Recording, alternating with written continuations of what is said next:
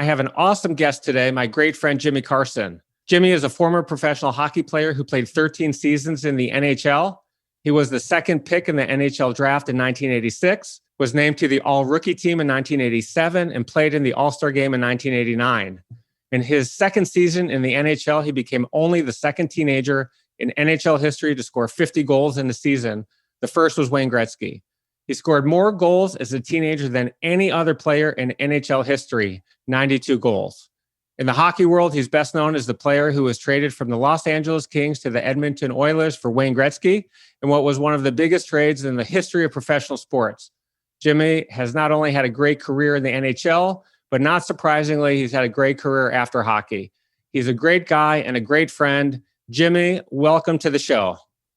Thank you, Randy, for having me on. I'm really looking forward to our conversation. I like to start my podcast telling my listeners and viewers about my relationship with my guests. It's a little hard to believe, but we've known each other now for 21 years. It started one night when I got a phone call from my great friend, Gail Stallsmith, who said there was a friend of a friend who wanted to meet me. And I want to provide a little context to this. At the time, Akamai had gone public and our company was worth more than $30 billion, and I had done well financially. There were a couple of profile stories about me in Detroit and elsewhere, and a lot of stories about the company. And I had a lot of people calling me and emailing me asking for things and to get together. This was a friend of a friend, so I figured this was for sure another one of those. And when I asked Gail who it was, she said, some guy named Jimmy Carson. I said, the hockey player Jimmy Carson? She wasn't a sports fan, and she replied, I think he used to play hockey. I've been a huge hockey fan and a Detroit Red Wings fan all of my life. So I said, yes, I want to meet him. And that's the beginning of our relationship. Well, you're refreshing my memory a bit. That's very accurate. I remember having a colleague in the Detroit area who was living next door to, and I never met, is it Gail? I never met Gail, but, and somehow was talking about, I was asked one day by my colleague, have you ever heard of Randall Kaplan? And I said, no, that name doesn't ring a bell. And then he started telling me that kind of the big story, you're from Detroit area and you moved out and you founded some big technology company and you're out in LA. And I had been going to LA quite a bit back then. And my wife was from LA. And somehow I said, wow, he would be a great guy to meet. And I at some point, I don't know if it was the first conversation or the second, I said, you know, I go out to LA a lot. I'd love to meet the guy and just network and see what, you know, I always admire people who've done great things and taken risks and et cetera, and hardworking people. And he's like, yeah, I'll talk to my neighbor. And the next thing I know, the wheels were in motion, and somehow we got connected as far as, you know, I called you or I emailed you or something. And then I came out to LA and we kind of had our initial conversation / meeting. And we've been friends ever since. I'm glad Gail gave me a call. And Gail, if you're listening right now, thank you. I want to start off by talking about your childhood, your family life, and your journey to becoming an NHL All-Star. Let's start from the beginning. People hear the name or read the name Jimmy Carson, they would not associate your name with your Greek heritage. Tell us about your grandfather and when he came to the U.S. and why. So my grandfather, my real Greek name was changed in the 20s was Kyriazopoulos, which is a nice big long Greek name. My grandfather and grandmother were both born in Greece, and my grandfather was a chef on a cruise ship in the sometime in the 1920s, and the cruise ship ended up in New Orleans, and he jumped ship literally, and he got to Detroit because he had a distant relative in Detroit. And then he was a very hard worker. And like most Greek immigrants at the time and a little bit now, he became eventually a restaurant owner. And he owned a restaurant right across from, for you hockey fans, the Olympia Stadium, which was one of the original 6 stadiums and was kind of the heart of Detroit. For you Detroiters, it was Grand River and McGraw. And I actually have pictures of the Olympia being built, taken from my grandpa's restaurant. So years continued, the Red Wings became a big deal in Detroit. And many years later, Gordie Howe and Ted Lindsay, all-time NHL greats, would tell me that, oh yeah, we would all go eat at your grandpa's restaurant. And they'd say, we remember your dad and uncle as like little tykes running around. And one of the things I'll never forget, Gordie Howe specifically told me, was two things. He said that, I don't know if it was featured in Sports Illustrated or not, but when he was talking about his first game, his first NHL goal and the build up and what was like the pregame routine. And he mentions that he ate at my grandpa's restaurant, which I thought was pretty cool. And then the other thing that both he and Ted Lindsay told me, who I got to know over the years, especially when I joined the Red Wings, was that Jack Adams, who was the big general manager, president of the team, and everyone feared him, he would like impose punishment to the players if they weren't performing well or whatever, and he was just in a bad mood. So you can't go across the street over to Carson's restaurant. And I remember Gordie Howe telling me, oh yeah, Jack Adams would punish us by not letting us go to your grandpa's restaurant. So my grandpa, who I never really got to, I mean, he passed away in 1975, but he had been ill. He had a stroke. So I didn't really have a relationship with him, but I'd heard so many stories over the year that he became friends with a lot of these, maybe not friends going out and stuff, but friends like seeing him in his place all the time. So that was kind of my initial historical connection. And then my grandma and grandpa having established themselves in the Detroit area. And back then, Detroit was booming. Like that was the Model T days and Henry Ford doing the assembly line, et cetera. I mean, you're from Detroit, so you know a little bit of Detroit history, I presume. Detroit was rocking back then. And he eventually sold that restaurant. He got another restaurant, a bigger restaurant, kind of by the GM headquarters. And then, from then always had tickets at Olympia and the Red Wings and kept that connection. So that's kind of the initial Greek component, and as well as kind of my very first entree to any type of anything hockey related. I remember you took me one day, I met you down in San Pedro, and we went to an authentic Greek restaurant. I love Greek food. Do you remember that? Papadakis Taverna. Oh, yeah. And what was super cool about that is there's a Greek tradition, apparently, where you take a plate and you throw it at a wall. And you're telling me, go do it. And it's a hard thing to do, to actually take a plate, it's going to break, and throw it at a wall. It was super fun. Yeah. What's that tradition about? Well, I think that was more the tradition of that restaurant. But I mean, historically, in a lot of the Greek villages and islands, and we still have a family home. So so what I didn't tell you was my mom. So other side of the family, the grandparents I just mentioned were on my dad's side. My mom was actually born and raised in Greece and came over like at 22. And she came from the island of Rhodes. So I don't know if you spent any time on any of the Greek islands, but the island of Rhodes is in the South Aegean. It's historical in the sense of one of the ancient seven wonders of the world. The Colossus of Rhodes was there. And it's a very historical place. And interesting story here. So my grandma on that side, they lived on a little tiny island in the Aegean as well. Well, during World War II, the Germans came in, and literally the stories I heard were just heart-wrenching. They just dispersed from the island. She was a widow with 7 kids, my mom being the youngest, and they dispersed, and they ended up going all these little different islands literally to try to survive. And they weren't alone. Everyone was doing the same thing. So they ended up in Rhodes, which is the biggest of the islands. And back then, they bought a lot. I mean, when I say right on the water, I mean right on the water. And back then, the poor people or the disadvantaged were buying and living on the water.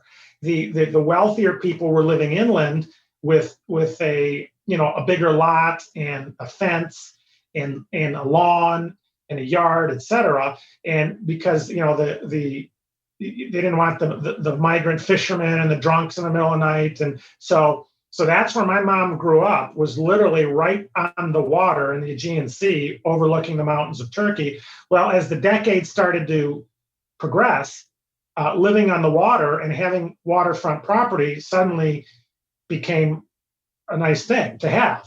So they've kept this property, and then about 20 years ago, they knocked down this old dilapidated house and put up a 3-story building. The first floor is like a restaurant and a shop, and then my aunt's family has kind of the middle, and we have the top. So like we have an amazing view. They call them houses. I'm going to call them apartment. Right on the water in one of the Greek islands. So we've gone quite a bit, and we try to go because it's a great thing culturally, and I love going there. I speak Greek. I was raised, with a lot of heritage, etc. So we try to keep that, that going. I'm waiting for the invite. I love Greece. One of my favorite places. My wife and I, the make or break it trip was to Greece. So we can talk about that later. So actually, I didn't even answer your question. So you talk about the plate. So historically, you'd go to a club or whatever. It wasn't so there was some plate throwing, but a lot of times you'd have a shot of ouzo or something, and then you'd break the glass. But that's not as common, but this restaurant, they played on that kind of inner village party thing. And you're right. You would go throw a plate or throw a cup or whatever. And then if you remember, they turn all the music on and people were dancing, flipping off wall. I mean, it was just a very exuberant, fun evening. I'm a numbers guy, and I like thinking about profit margins and things like that. And I remember thinking, how much do these plates cost? I mean, you can add another $5 to $8 per person per meal. Yeah, there you go. Let's go back to your family. What were your parents like?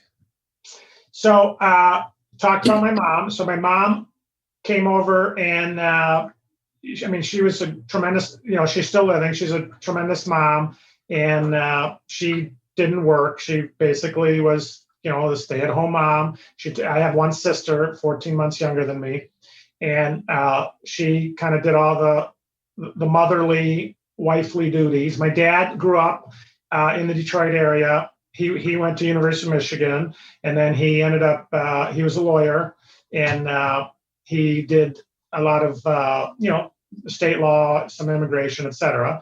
And he passed away 3 years ago, but I had amazing parents for supporting me. But, my dad never missed one practice or one game, like not one. Like everyone knew, like he never missed.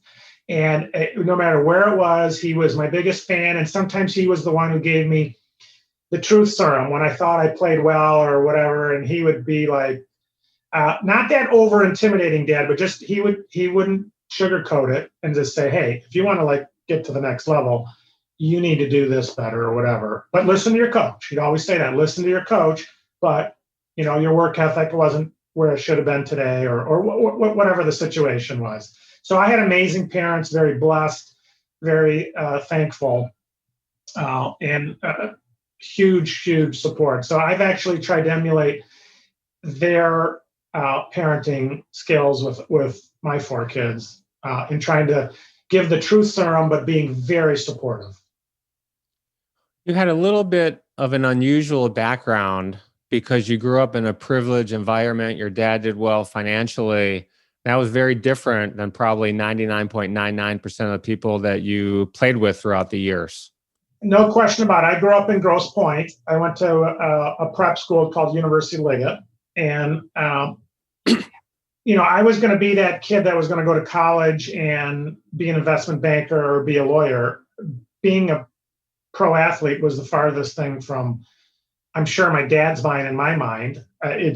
But suddenly I started playing in some of these amateur hockey leagues, and then CompuWare. So I don't know if you know much about the CompuWare program, but they really revolutionized hockey, in my opinion, in the United States, and especially in Detroit. So the owner, Peter Karmanos, who owned the Hartford Whalers, which became the Carolina Hurricanes, and is an NHL Hall of Famer and American Hockey Hall of Fame, et cetera. He's Greek. Him and my dad knew each other, and they were very good friends. My dad did a lot of legal work for him, et cetera, but they were friends first and foremost and had some family connections. And much like you were referencing Akamai and kind of a big deal, well, he went public in the Detroit area in 1992, and that was a big deal in Detroit. Everyone knew CompuWare. Well, he not only was very driven for success on the computer software side, we would go to these tournaments, and he's just like, you know what? And I won't use the exact words he used because he was a very intense, still is. I still see him occasionally. Very intense person. He's like, we go to these Canadian tournaments, and like we're just as good. There's no reason why we can't have a factory of American hockey players out of the Detroit area playing in the NHL on a regular basis. And people laughed at him. They said, oh, come on, that's impossible. And he said, well, I'm going to show you. So he created CompuWare Hockey Club. And I was on like one of the first teams ever. And we were traveling both countries, the United States and Canada. And we started really picking it up and winning tournaments and making a name for ourselves in the program and individual players. And so that was an interesting kind of start. Was once you'd start getting some exposure, back to the original question, I'm at this prep school, I'm going to go to school and do whatever, investment banking or law. But now you're getting this exposure, and you have scouts coming at you at 14 years old from the Western Hockey League and the Ontario Hockey League and the Quebec Hockey League. And they're like, you've got some real talent. We want to draft you. And I'm like, what are we talking about here? So just to fast forward, back then, as an American. Well, before we do that, Jimmy, can we go back? I'd love to talk about when you started playing hockey. When was the first time you put skates on? And then definitely want to move to the progression, CompuWare, how you did in the leagues. But if you could just take a quick moment back. So back to the privileged background aspect. So this school, University of Liggett, had their own hockey rink. How many schools had their own hockey rink? Well, this school did. And we had as one of our gym classes was skating. So if you remember earlier in the conversation, I was telling you how my grandpa owned this restaurant across the street from Olympia. Well, he also owned a lot that was a car wash, but subsequently became a parking lot. So now I'm a young kid. My dad is a lawyer, but my grandpa got ill. He had a stroke. So my dad was kind of in charge of this parking lot. So he would go down for every Olympia event, and it was about 15 minutes from our house. Well, he would bring me along. So I'm this little tyke, 5, 6 years old, going to Olympia Stadium, and the Canadians were in town. Or I remember one time it was a Kiss concert. I mean, everyone, the Beatles played there, Elvis played there. You had the NHL, you had Harlem Globetrotters, you had whatever you could imagine. So this parking lot was literally across the street. So it was always full. So my dad would take me, he would drop me off at the door. I knew the usher, I knew the popcorn guy. I had charge accounts with all these guys, the popcorn guy, the ice cream guy, the Coke guy, whatever. And we had like these season seats that I'd go to. I actually knew, which I'm sure will dovetail to a story later on, is the Red Wing players, their wives sat in a certain section. Well, I got to know all of them. I would sit on Marcel Dion's wife's lap. And then my dad would come in after about a period or two. I'm 5, by the way, 5 or 6 years old. So, and then a year or a period or two, and then he'd come grab me. He'd settle my debts, $2 to the ice cream guy and $1 to the popcorn guy. And then he'd take me home. So, of course, I have this real love of hockey just because I'm going to the Red Wing game. So now I go to the school where we're going to learn how to skate in gym class. So that's where I first got my spark is, okay, I'm going to these Red Wing games. I love watching it. So now I'm going to go try skating. And I was pretty good in skating. And then the next step was, okay, I'm going to go play on a team, house team. So that's kind of how it all started. One of my first memories as a kid, my dad used to take me to games at Olympia and then Cobo Hall after that. And I grew up a lifelong fan as well, going to a few games per year. But Olympia was amazing. Old school building, brick building, square rectangle shape. It was just awesome. So it was originally that and Chicago Stadium and Madison Square Gardens were all built for boxing. So they went straight up like this. So if you were in the top level, the mezzanine or the upper deck, when you look down, I mean, you were looking straight down at the ice. Where like Joe Louis in Detroit and some of the stadiums after that, they went way back like that so they could get more fans in. Now that the newer stadiums have gone kind of a little bit more straight up, but yeah, it was amazing. Like if you go to that upper deck, you were like staring straight down at the rink.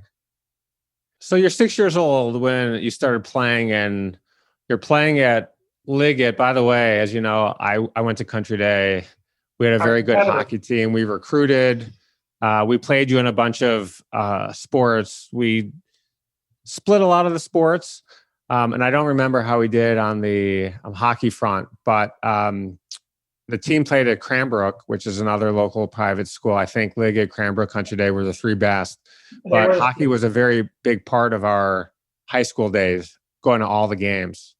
Oh yeah, for sure. Yeah, that was a big rivalry. Those three schools were, in the prep school league, that they were the big competitors. They still are to a certain extent.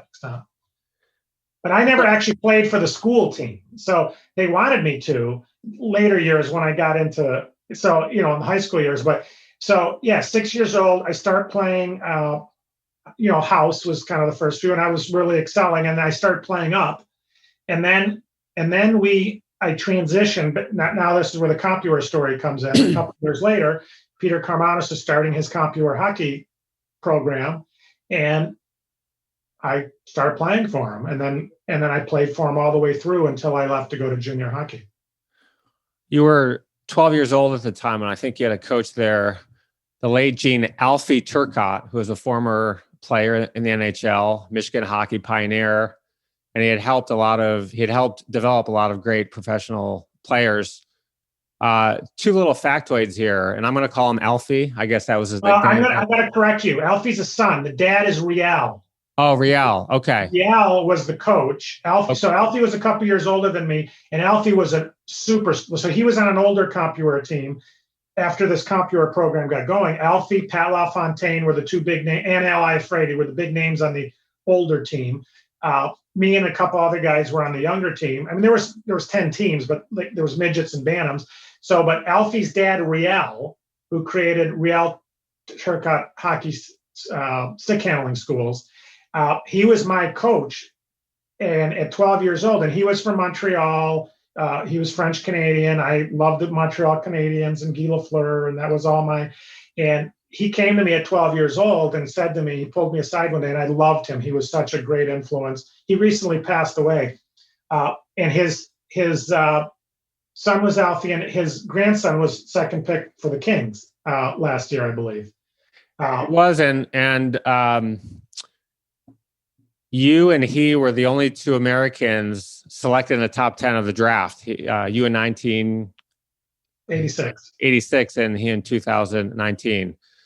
So I believe it was your coach who told you and gave you the confidence where for the first time he said you had a chance to play professional hockey. And what did that do to you as a confidence booster for someone like him? He'd work with so many professionals, and here he is, your coach, and telling you could make it to the bigs one day. So Real Turcotte, the gentleman I was just referencing, was my coach. He came to me. He played at Michigan State hockey. He was coaching all these different players. He had a stick handling school. He was very in tune, knew a lot of scouts in Montreal, et cetera. He came to me one day and said, you are one of the most, I think he told me, he says, other than my son, Alfie, and Pat LaFontaine was just coming to the program. He says, other than my son, Alfie, you may be the most talented player I've ever coached. And he says, you can make it to the NHL if you work really hard and you have a good frame of mind. So that just boosted me so much, because I knew that was the first time I thought in my head, you know what? I want to be a pro hockey player. And it went from I'm pretty good and the team is good and we're having fun to this is now going to become a more serious endeavor where, yeah, I was still a kid, still having fun playing, doing all the fun stuff. But it's okay, I can't skip a practice. I can't, I got to train in the summers. I have to be dedicated if I'm going to try to get to the next level. It just elevated that inner drive from this is fun, it's an activity, to this is fun, it's an activity, but it's serious. I can do this. So you need to sacrifice. You're 15, and you light it up. You have 159 points, 85 goals, 74 assists, and 65 games. Not too shabby there. At that point, we're just toying with everybody you were playing with and scoring at will. Well, so I'm not sure if you're referencing junior hockey or midgets, but so I had a big decision. So this will answer your question in a moment. So I had a big decision to make. So I'm playing through the comp year program, and I get to my midget year, 15 years old. I had a very good year. We were doing like 10, 11 tournaments all over Canada, all over, or not less the US, but all over Canada. So now I'm getting recruited by the Western Hockey League, the Ontario Hockey League, and the Quebec Hockey League, and US colleges. So Michigan State, Michigan, Minnesota, one of the Minnesota schools, Harvard. But I had 2 years to I don't know if waste is the right word, but I had 2 years to get there before I'm going to college.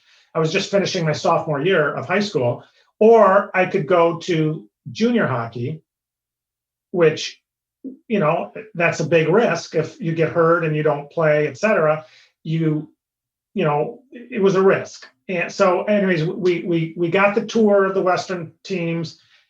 I ruled that out really quickly, as did my dad. He's like, way too much traveling. You'll never go to school. I mean, we're like, the geographical territory of the Western Hockey League was huge. And then the Ontario and then Quebec. So Quebec, Pat LaFontaine, all-time NHL great and local Detroit great. He had just gone to Montreal Junior Canadiens, Verdun. Well, I was enamored by Montreal. I was enamored by the Montreal Canadiens. So the Montreal Canadiens owned the Verdun Junior Canadiens, and they made a strong pitch for me. And Serge Savard, if you're a hockey guy, you'll know that name. He was the GM of the Montreal Canadiens at the time. He was literally royalty in Montreal and hockey circles. He had won, I think, 10 or 11 Stanley Cups as a player, and he was running the Canadiens now. And he said, we want you. And he was the second person who told me, other than some scouts, you can definitely play in the NHL. And we want you in our junior program, and we will take good care of you, and we will help you develop, et cetera, et cetera. And that personal attention kind of sealed the deal. And then there were some other factors too, but then I left home at 16 roughly, and I had 2 years of junior hockey in Montreal. You're 16, you're living in Canada, you're playing for the Canadiens junior team, and you're living with a French-Canadian family. What was that like? You are living with a strange family. Did you know the family? Did you speak French at the time? Did not know the family. I had been taking French class in school back in Detroit at Liggett, University of Liggett, and I knew rudimentary French. I knew more how to conjugate verbs than I knew how to speak or understand. But I really made it a point to immerse myself, and I only spoke French with them, and I loved it for 2 years. I mean, tremendous family, and they had a boy and a girl. The boy became like a little brother. The daughter was like 3. I think the son, his name is Yannick, he was like 11. So he idolized me, and I would bring him to the locker room and bring him around. And he was just, in these Canadian towns, the junior hockey town, like, it's a big deal. It's almost like an NHL team. So yeah, I loved it. And I started to learn French and understand French, and tremendous cultural experience. And I'm so happy I went that route, not only from a hockey point of view, but also just, the life experiences and living with the French Canadian family at 16. Would your parents come visit you? Often. Watch you play? Yeah, often.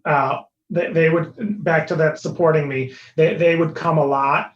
And it was a kind of a big joke because being from an ethnic family, especially the Greeks, like, they're all into cooking and making sure their kids get fed. So my mom was always worried to make sure I was eating enough and making sure. So she'd be bringing all kinds of food, and it worked out great. And then it got to be, she was teaching the people that I lived with Greek recipes, and then they were teaching her French Canadian recipes. So it was a lot. It was a lot of fun. But yeah, they came out a lot. One of my closest friends, Rick Rivera, has 4 kids, 3 sons, and they all played hockey. One of them, Nikki. So there's Jake, Luke, and Nikki. Nikki has a chance to make it to the pros this year, but he and his wife, Dana, go to most of their games. They're flying every other weekend somewhere. And the grandparents went as well. Baki and his wife, they would go and they would fly crazy every place that they could. And this was a regular thing. I often wondered, they sacrificed a lot of their weekends, but they were super supportive parents. They have a great relationship with their kids. And I always thought that was something I really admired. I thought it's great when you have parents who are going to each game, your practices. The parental love, I think, is very important to your development as an athlete mentally from a confidence perspective. Randy, and no question. And I'll go back to what I said earlier. I mean, my parents were amazing. There was no weekends for them. It was whatever our schedule was. Like if there's a hockey thing, where like it wasn't even an issue. We're going to like the hockey. Now, granted, in the summer times we would go, like I told you, we'd go to Greece a lot and we would do stuff like that. But when it was hot, like when we had activities, that was the social life. Being a parent now with 4 kids, I mean, they're at various ages, but I know there's a lot of times where I would say, wow, I can't believe my dad did that, because I didn't really want to go to the 7 a.m. practice, wherever. I'd rather go out the night before with a few other couples and sleep in. So you've got 2 years with the junior Canadians. You have 116 points. The first year, you have 153. The second year, you're having fun. And by then, you're one of the top prospects in the 1986 draft. And you're expected to be the number 1 or number 2 pick overall. And Detroit, our hometown Wings, had the number 1 pick this year. They were the dead Wings, and the Kings had the second pick of the draft. And there was a bunch of chatter in Detroit if they would take you. But I think they were saying from the beginning they planned to select Joe Murphy as the number 1 pick, which they did. And the Kings picked you with the number 2 pick. Did you know the Kings was coming, and how many other teams did you talk to? What were the interviews like? Yes, coming from Detroit, everyone was talking about, they should draft a hometown kid. And there was a part of me that wished that, but they were the president at the time, Jimmy Devolato, or the GM, was very clear about it. We are drafting Joe Murphy. So I kind of gave that up. I didn't. It was more of a media thing. Oh, why don't they draft a hometown kid? Blah, blah, blah. So I didn't really even think much of it. In hindsight, I think it was the best thing that could have ever happened for me personally, just the style of play, et cetera. So as you're going through this process, you start having some interviews.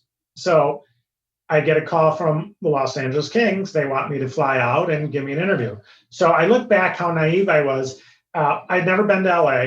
I knew nothing other than Hollywood and TV really about California, let alone LA. So I remember flying in and they picked me up. I knew LA wasn't a huge hockey town. So imagine I grew up in Detroit. Even though they were the dead things, it was still a good hockey town and had a great long original six history. I go to Montreal where hockey is the religion. Like hockey comes before everything else. And you live and breathe hockey every moment. And that was the atmosphere I was in for 2 years. And now I'm going to LA where hockey and the LA Kings are probably about 37th on the list of activities and, things to do in LA. So, but nevertheless, to me, it was NHL. It was very exciting. I got there and I remember that was the heyday of the Lakers. And the Lakers were, it was Showtime, Magic and Kareem and James Worthy, et cetera. So I was excited to go to the Forum, the Fabulous Forum at the time, I think it was called.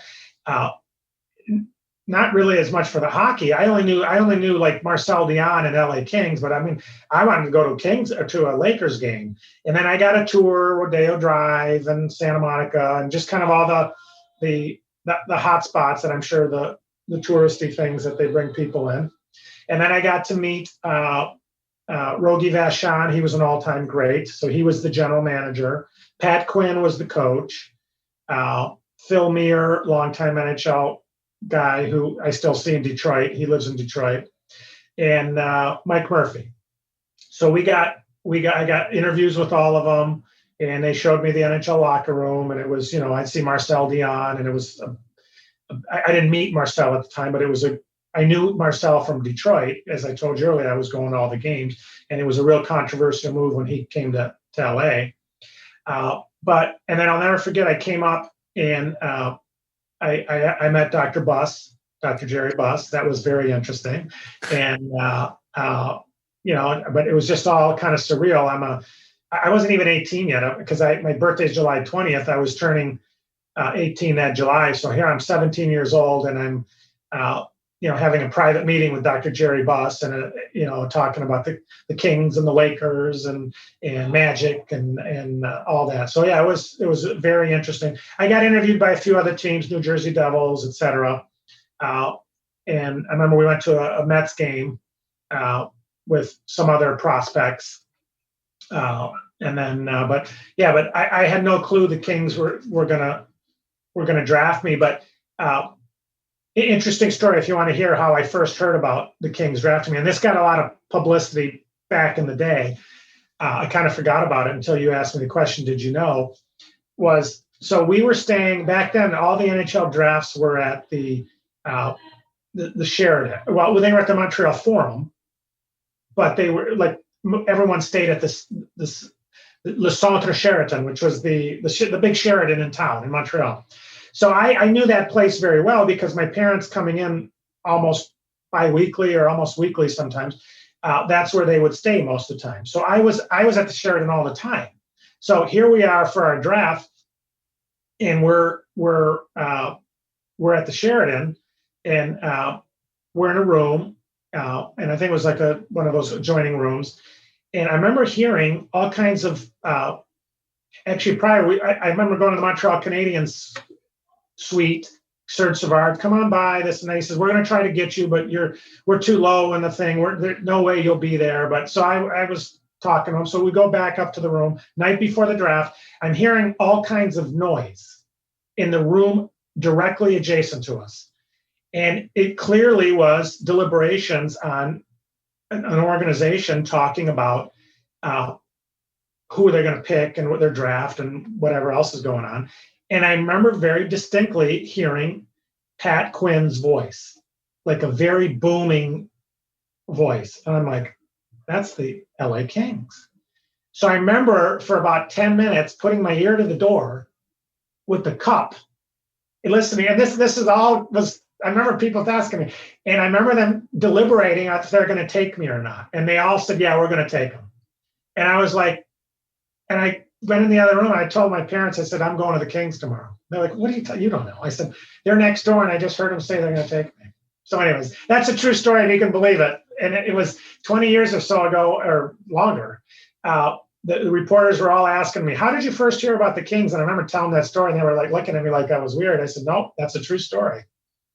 So this was back in 1986, and the Kings were coming off of a season where they had only won 23 games. They had missed the playoffs 3 out of the past 4 years. And you said, I think at the time, you had mixed feelings about this a little bit. But on the other side, you had a lot of upside to coming to a team that had missed the playoffs and needed substantial improvement. Yeah, I mean, okay. When I say I had mixed feelings, the mixed feelings were, there was a little part of me that wanted to go to Detroit because it was number 1 overall and it was hometown. But that was more of a pipe dream because they were very clear they were not going to pick me. They wanted Joe Murphy. So I got over that very quickly. I go to Montreal. I would have loved to have been drafted by the Canadiens. Hockey town, crazy.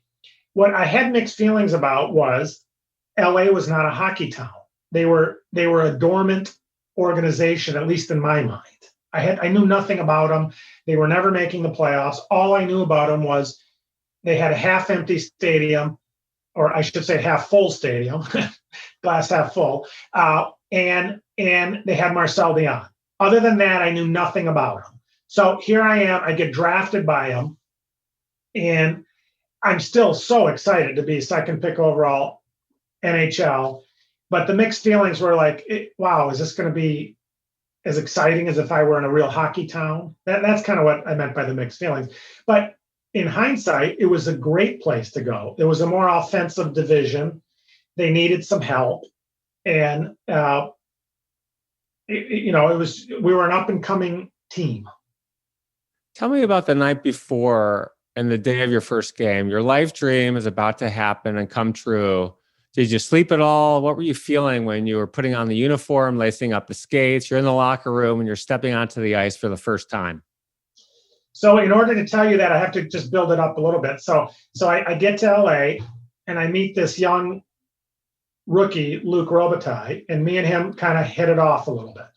And the next thing I know, Marcel Dion comes to me and Luc, and he had already talked to the organization, and he says, hey, I want you guys to live with us.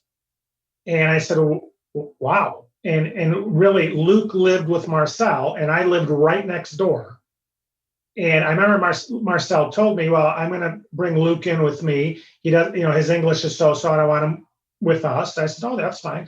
And he had arranged with his neighbor for me to live with his neighbor, but literally right next door. So here we are in training camp, and I'm going to practice with Marcel Dion driving. And I was just like, this is insane. So like an all-time great player, someone I idolized growing up. And we're going to lunch together and we're going to practice. And, I'm hearing him complain about how early the traffic and the 405 and Crenshaw's always so damn busy. And, you just like normal stuff. And it was such an amazing thing. So now we're building up, we're getting the training camps over. And now I made the team, Luc made the team, and now we're getting ready for our first game. We get in the car, we're going to the game with Marcel. And well, I'm a nervous wreck. I kept looking at Luc, and he's just like we're just like, this is our first NHL game. And of course, there's butterflies. Now we had played some exhibition games, but still, it's your first NHL game. It's like the real deal. Very nervous. I remember Luc got a goal his first game. I got an assist. I think I got a goal my second game. Once you got on the scoreboard, it alleviated some of the jitters. I just kept saying, prove you belong, prove you belong, prove you belong. Like I just every shift, like prove you belong. That's all. That was my motto. You killed it that year. You played in every game, 79 points, NHL all-rookie team, candidate for Calder Trophy Rookie of the Year. And that went to Luc. And Luc was the 171st pick of the draft. He had 84 points that year in 79 games. Let's talk about that for a quick minute. I went to Luc's retirement party, and Marty McSorley read his scouting report, which says something like too small, lacks hand-eye coordination, not big enough to play, and not fast enough to make it. And there he was. You guys are both rookies, and he lit it up. What's the story about that? I mean, you hear about Tom Brady, the 6th-round pick, and here's Luc, who finished the highest scoring left wing in NHL history. So Luc and I were rivals. So going back to junior hockey, we were rivals in junior hockey. We actually played against each other for the championship, and we were both known, and there was another couple guys, but we were kind of like the two stars of the league for that 1 or 2 years. So, and our teams were rivals. He played on the Hull Olympics. I was on the Verdun Junior Canadians. And so we would play them like 7-8 times a year. So I got to know him kind of grudgingly on the ice. There was a lot of, media attention paid to us for different reasons. He was, French Canadian. He was kind of a hometown guy. I was the American following in Pat LaFontaine's footsteps, who was going to be a high pick. So, and then that year, the All-Star game for the Quebec League was in Hull. And I remember just going up to Luc, and we were talking, and his English was okay, and my French was okay. So it was just kind of one of those things. You knew each other, and we developed a bond. So now we show up at training camp together. Well, I knew him right away. He knew me. So we kind of were talking, and we hung out a little bit in training camp. And very quickly we became friends. And I know the scouting report said that, and he was slow and he couldn't, but I saw him play junior hockey and he lit it up and he did very well. So I just didn't think much of it. I just thought, yeah, he's going to be fine.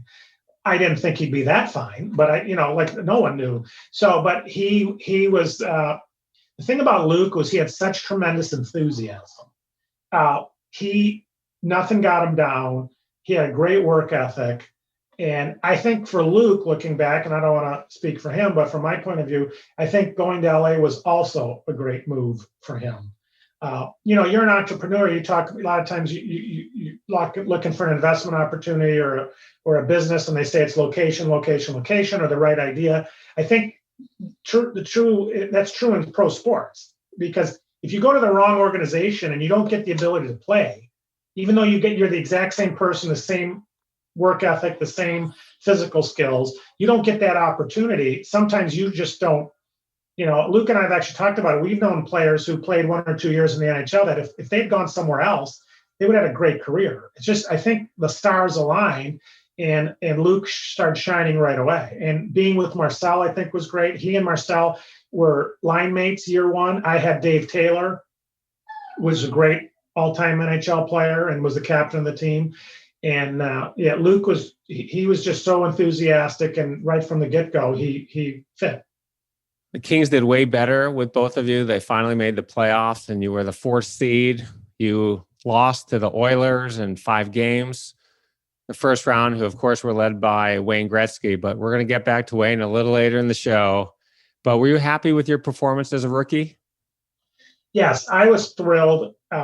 Early on, you're nervous, but then all of a sudden, as an offensive player, you start getting power play time. You're getting a lot of key minutes, key opportunities, and suddenly you're being considered as part of the nucleus, and you're producing. And of course, there are a lot of times where this game, I was horrible, or you have your doubts, but you're still, an 18-year-old kid in my case, and the coaches are like, "Hey, kid, you had a bad game. Don't worry about it. This happens.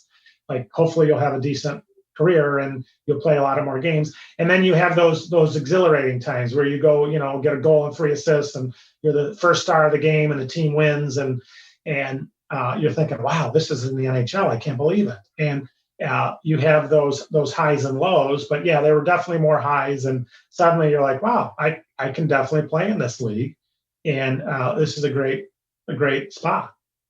We hear about the hazing of rookies from the veterans. Did you have any of that? And if so, what were some of the things that you had to do? Yeah, there was a little hazing. I kid Jim Fox, who is the voice of the Kings now, and I see him or talk to him a couple times a year. And back then he was one of my hazers, as I was a hazee. We were in Winnipeg. It was really not anything crazy, but I remember they shaved like one of my eyebrows. And then they put like a big R. They shave, they don't really tie you down where it's violating, but it was just okay, kid, we all went through this. Be quiet. And I remember they shaved an R in my chest. So there was a big R in my chest, and then they shaved one eyebrow, and then they made you do stuff. Just go pick all the pucks up, or go buy us something, or you're paying for dinner tonight, or just. It was nothing too crazy. Like you hear some horror stories in college or whatever. It was nothing that you look back at and say that, oh my God, what a horrible experience. So we'll talk about your second season for a second. You had 107 points, your second season, 55 goals, 52 assists. At this point, I think you're 19, one of the best players in the league and probably one of the best players in the world. And team makes the playoffs again. You lose again in the first round to the Flames. At this point, you're settling in. And before we move to the rest of your career, I want to talk about the ownership of the team, which is players I know is really important to you and to the team's culture. I want to start with the late Jerry Buss, and then I want to talk about Bruce McNall, both larger-than-life figures and both visionaries. Let's start with Jerry. Jerry grew up in poverty and built a huge commercial real estate empire in 1979. He buys the LA Lakers, the Kings, and the Los Angeles Forum for $67.5 million, which back then was an enormous sum of money. By the time you came in, he had owned the team for 5 years. You've told me some pretty good stories about your time with Dr. Buss, actually some funny and crazy ones, which I don't think we can repeat here. But please tell me what he was like and how it was playing for him. And then give us a story of two that you can share. So Dr. Buss, I think, was, like you said, a real innovator. And he bought the Kings, Lakers, and the Forum from Jack Kent Cooke, who he was a legend in his own way. So we didn't really see Dr. Buss a lot because the Lakers were, you look at this organization, you have the Forum with all these huge concerts coming in. Anyone you can imagine went through the Forum. And you had the Lakers, who were winning championship after championship. Them and the Celtics were the two elites, Bird, Magic, et cetera, were the two elites of the NBA. So the Lakers were Showtime. And then you had the Kings, who really weren't, they were there, they were a tenant, they just, they really hadn't had much success. So we would see him occasionally in the locker room. I told you that story when I met him, when I first met him. And then... cannot be repeated. What's that? It cannot be repeated. Yeah. So, but he was a very nice man, but he would come down. I remember he kind of had an entourage around him. He was a true celebrity. And I really didn't get to know him that closely other than, when we would win a big game or occasionally you could, and back then the owner's suite or box was cut out in the stands. There was it was right behind the net. There was maybe 2/3 of the way up the concourse or the seating. They had 3 or 4 rows blocked out, and that was the owner's suite. So you could see him there. And a lot of times he would leave early, but there was a lot, we'd win a game or two, he'd come down. I remember getting pictures with him, and there was always celebrities in the locker room after a big win. And I have this picture of, I still have it, of me and Luke and our respective dads and Dr. Buss. And that was, the first or second season. And that was great. So like I said, I don't really have a lot of personal stories with Dr. Buss other than, he was the owner and he was there. And then we started hearing rumblings during the year of there's this guy, Bruce McNall, who, and I would read the LA Times or whatever, you'd read a little bit, and then all of a sudden it was there's negotiations, Dr. Buss may be selling the team. So you don't know. I mean, I'm a rookie in the NHL. Your team's going to get sold. You don't know. You're thinking about your next practice or game, and then all of a sudden they call a meeting, and there's Dr. Buss and this other guy who I've never seen. And the deal was that Bruce got, I think he bought 25% of the team with an option for another 24%. That's exactly right. And I think that was either during my first year or the beginning of the second year. 86. Right. So he bought 25% your rookie year, the other 24% the following year. And then the following year, he bought the rest of it, 1988. That's right.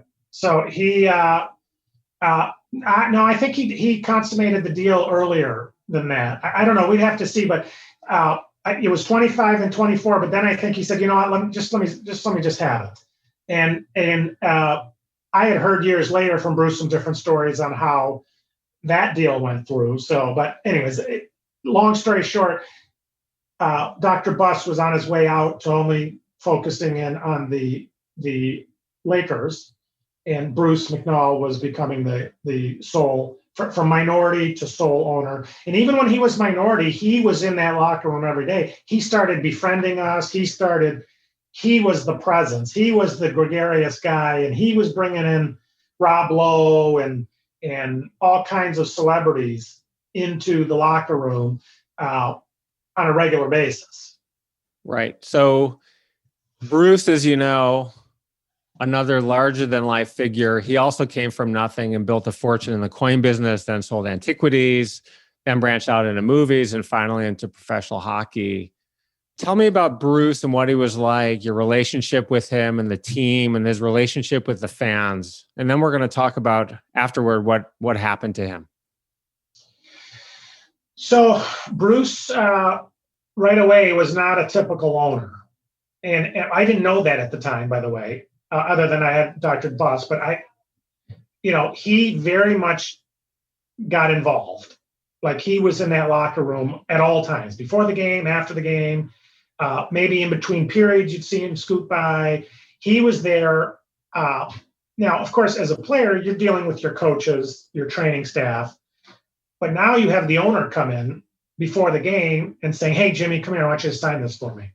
Hey, Jimmy, I'm going to come in afterwards. I'm going to introduce you to someone," and stuff like that. So I developed a pretty, I'd say closer relationship with him. I know Luke did as well. I can't speak for a lot of the players. I don't, but I think he had a few people that he was kind of conversing with more than others. And it then became more like in the off season, "Hey, why don't you come to my office? I'd like to buy you lunch. I'm going to show you what I do." And I remember somehow he had mentioned something about Ronald Reagan. He goes, "You want to meet him?" I'm like, yeah, sure, I'll meet Ronald Reagan. And he's like, "Yeah, look, hang on. Hey," and he'd call his secretary and he'd be like, assistant, "Hey, call President Reagan's office and get Jimmy an appointment to go meet him."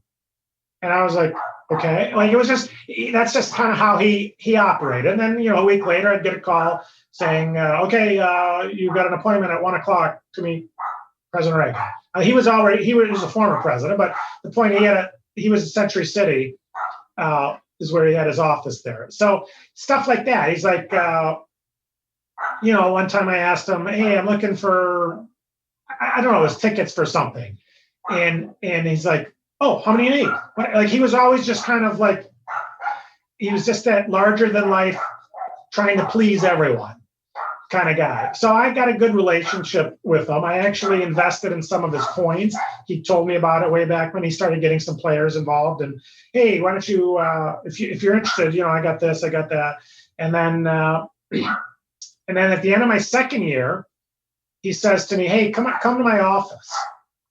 So I go to Century City, I go through, and he is making a real name for himself. Like, he becomes the NHL chairman of the NHL, chairman of the board of the NHL. And he's talking all kinds of stuff. And he's like, "You know what, Jimmy, we need to sign you to a long-term deal." He says, "Go buy a house." I'm like, I'm 19. "Okay, go buy a house." And he goes, "Oh, my wife, Jane, she's an interior decorator. She'll outfit it for you. Here's Jane's card. Call her. She knows you'll be calling." Like, he just moved quick. He says, "You go find a house and tell me when you got it. And then we'll start negotiating a long-term deal. And Jane will come, Jane will outfit it for you." And this was all like in June. And I remember buying a house in Redondo Beach, and Jane, his wife at the time, they've since separated or since divorced. Very nice lady, very accomplished. She basically helped me outfit the house. So here I am, a 19-year-old kid, just finished my second year, got a beautiful home in Redondo Beach, fully outfitted. And I'm now going to go home to Detroit for the summer for about a month and then come back for training camp. And we had started negotiating a longer-term contract. Right. We'll talk about the contract and the future after that in a few minutes. I do want to talk a little bit about Bruce and his career and some of the things that happened to him. So he was Mr. Hockey for the league, really the representative of a league, loved the sport, loved the players, loved Hollywood.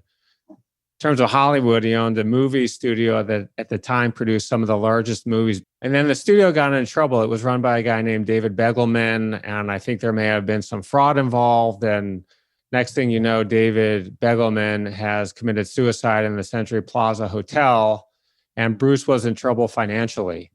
And what happened at that point next? Well, okay, so the bullet points were, as I remember them, Bruce had three kind of businesses. He had an ancient coin business, which really got him on the map. He had the movie, making movies. And then he had horses. he had Summa Stables, I think it was called. I think it was Numismatic Fine Arts. I forgot the movie company, and then Summa Stables. So I think he owned Seattle Slew's breeding rights or something, the Triple Crown winner.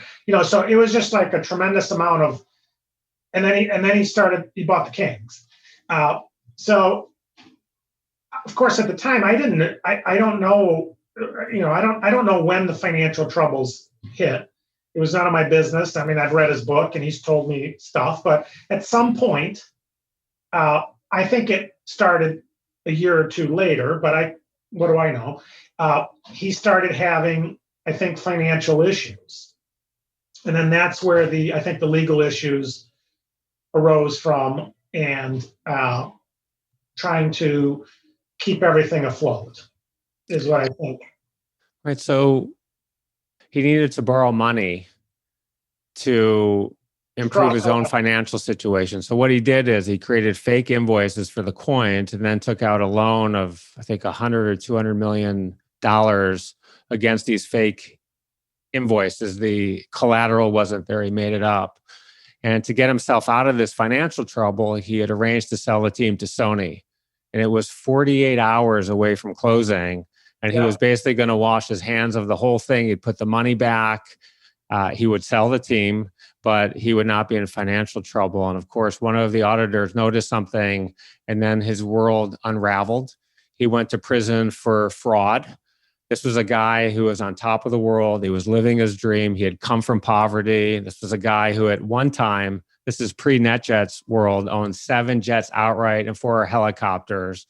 And this was a guy who regularly had Sting over for dinner, who played the piano for he and his 2 kids and for Jane. So he goes to prison and he keeps all of his friends. He's in prison in Northern California, but he had everyone still coming to visit him. You really find out who your friends are when you're down. Gretzky came to visit him. Magic Johnson came to visit him. The CEO of Disney came to visit him. And he was such a distraction to the prison. They moved him to Milan, Michigan, which is in the middle of nowhere. That's where I would go visit him. That's where you would go visit him, as did a lot of people. I mean, it was hard. You're playing hockey and you want to go there. And from what I understand, it was a bit of a drive. So Milan is, I think it's pronounced Milan, Michigan, federal penitentiary. You know Metro Detroit, you know where Ann Arbor is. It's like 45 minutes, I think, south of Ann Arbor. And so it's from my house in Metro Detroit, it was about an hour and 40 minutes. So funny story, I probably visited him 3 or 4 times. So I go to visit him. I'd never been to a federal penitentiary. And I go there and I drive an hour and 40 minutes away. And and he knew about it, that I was going to come. And I get to they screen you and whatever they're doing. It's very intense. And they're like, you can't go in. I'm like, why? Well, you have khaki pants on. I'm like, well, that's the rule. The prisoners have khaki pants. I'm like, well, what? You can't come in. That's the rule. So I'm like, they said, don't you have any pants in the car? I said, I don't know. I just wore my pants from home. I don't have other pants. So I remember going and I'm like, oh my God, I felt so guilty. I thought Bruce is going to think I stood him up. So I'm calling people I know in LA, get Bruce a message. I said, can I give him a message? No, he'll figure it out. I'm like, oh my gosh. So finally I got him a message that there was a wardrobe malfunction. there was a pants issue. So years later, I was talking to Mike Ilitch, the owner of the Detroit Red Wings, who he passed a few years ago. Wonderful person. I became pretty close to him. And he was a friend of Bruce's too. Well, he told me the same story. He's like, Jimmy, I told him, I go visit Bruce. He goes, Jimmy, I went there. I was so nervous. I went there. Now, this is the owner of the Red Wings, Little Caesars Pizza, a big mogul in his own, he gets there with khaki pants and they won't let him in. So he goes back and he goes, I was so shaken up. I wrote this 2-page note to Bruce saying, I'm sorry, I just can't do it. I can't come visit you, but the moment you're out, I'm going to visit you. He said, I got stopped there because of my khaki pants. So anyway, I never wore khaki pants again. So I visited him 2 or 3 times in jail, and we, it's an interesting discussion because he's, at a low point, and I was trying to be supportive. And I just wanted to be a friend and really not judge him and just kind of. But on the flip side, there's a lot of stuff why'd you trade me? How'd that go down? What about this? What about how'd it work with the whole Gretzky thing? And then, just you would talk about a lot of people that you had interactions with. And of course, his thing was so public, his downfall. And you would talk, so it was fabulous conversation. And he told me the whole story about Sony, and he was going to get a 7-year contract to be CEO or chairman of the board of this new Sony organization that was going to own the Kings and the Lakers. And we weren't going to have the Staples Center. It was going to be the Sony Center. And, and he was talking to me about downtown. He says, oh yeah, downtown LA is where it's all going to happen. Well, I lived in LA for a few years. No one went to downtown LA. You went to the beach area or West LA. You may go down to downtown LA occasionally. Well, now, of course, that's all changed. But he was telling me way back in Milan, Michigan, that's going to be where it's all going to happen is, like downtown LA is going to be the new sports mecca of LA. So back to Bruce's prison term. Interesting story here. So Ken Starr was the attorney general during the Clinton administration. Clinton had been investigated for the Whitewater investigation with he and his wife. And at one point, Ken Starr asked for the flight logs in his first presidential run. Bruce actually owned the plane, the 727 that he loaned to Bill Clinton. I know this. And Ken Starr wanted the flight logs. And Bruce said, I'm not giving you the flight log. So fast forward to a couple of years, Ken Starr shows up unannounced at Bruce's sentencing hearing. And Bruce guidelines for what he did, I think, was a 3-year prison term.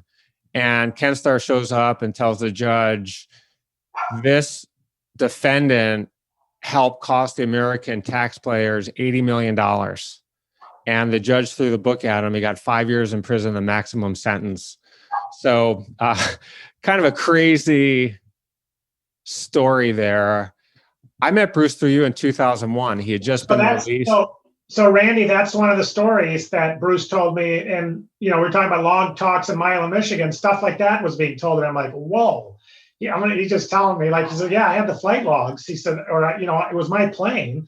And he was telling me stories like that. It was just you'd shake your head saying, oh, wow, that's pretty interesting stuff.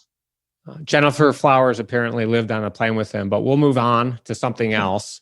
I was saying I met Bruce in 2001. He had been released from prison. He was living in a halfway house. And you said to me, Randy, you should go meet him. You said he was a great guy. You would enjoy each other's company. And I had read about him. I had read, here's a guy who had a huge downfall, was on top of the world. And I'd read in the Los Angeles Times, he has all these people coming to visit him, which says something about him. He's a great guy. He treated people well.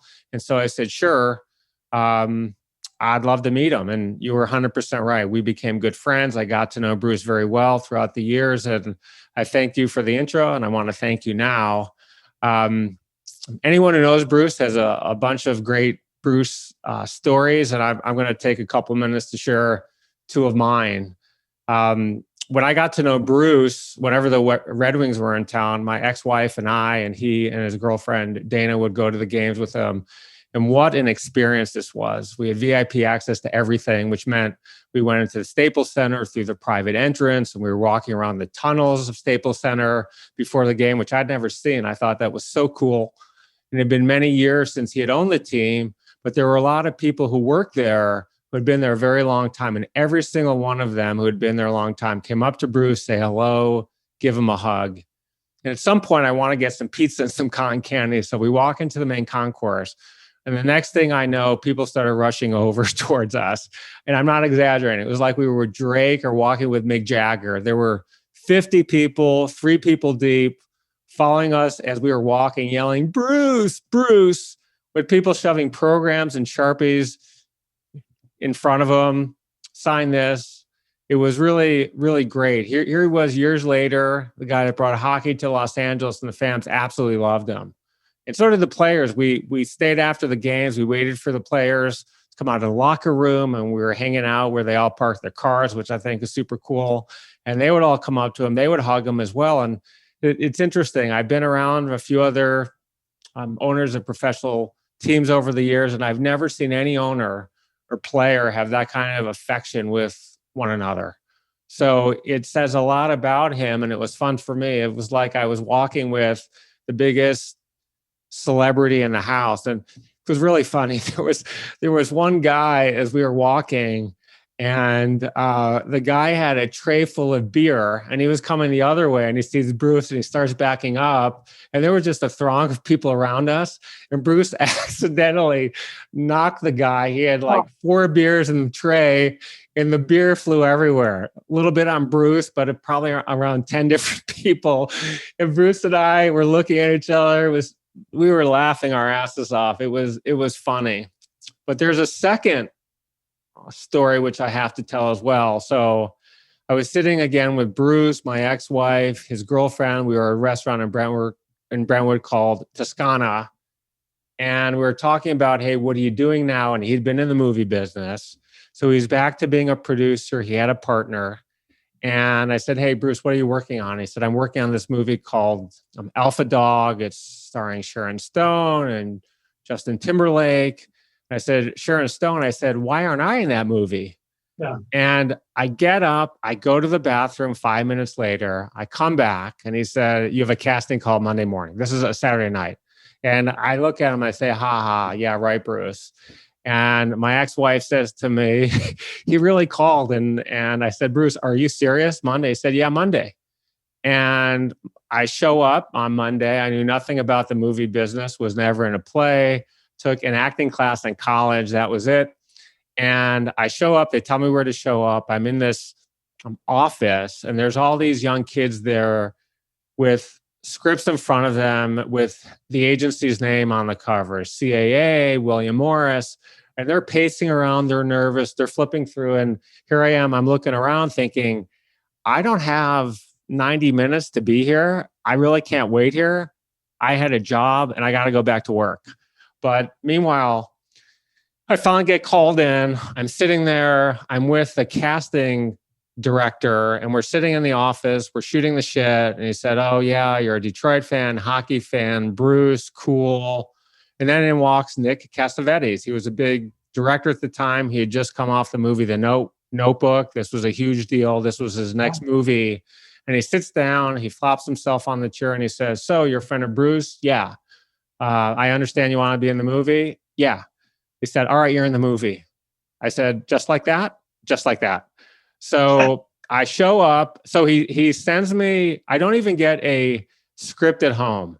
I'm waiting for the call. I finally get a call. Come and show up in this location. I showed up in the location. I took a bus. I played a police officer who was taking a missing person report from Sharon Stone. The movie was about a middle-class drug dealer who was kidnapped and held ransom for his younger brother who was killed. And this is a true story about Jesse James Hollywood. Family grew up in the Valley. And I was to play a police officer. And I get there, I take a bus, you go to a parking lot, they shuttle you over, I take a bus. Nick said, come find me when you're there. Someone checked me in. He said, you have to get into a police uniform. So I get into a police uniform.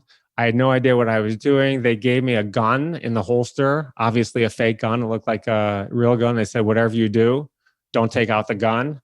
And so I had no idea where to go. I was nervous, was completely out of my mind. And I said, where's Nick Cassavetes? And people are looking, say, well, he's really busy right now. I said, yeah, well, he told me to come find him. So we were shooting in a neighborhood in the Valley, and I go up and I see Nick, and there's a bunch of people near him, right? They're surrounding him. He's a director. He's setting up the next scene. And I go over to him. I'm in a police uniform at this point. I've got the hat, the uniform.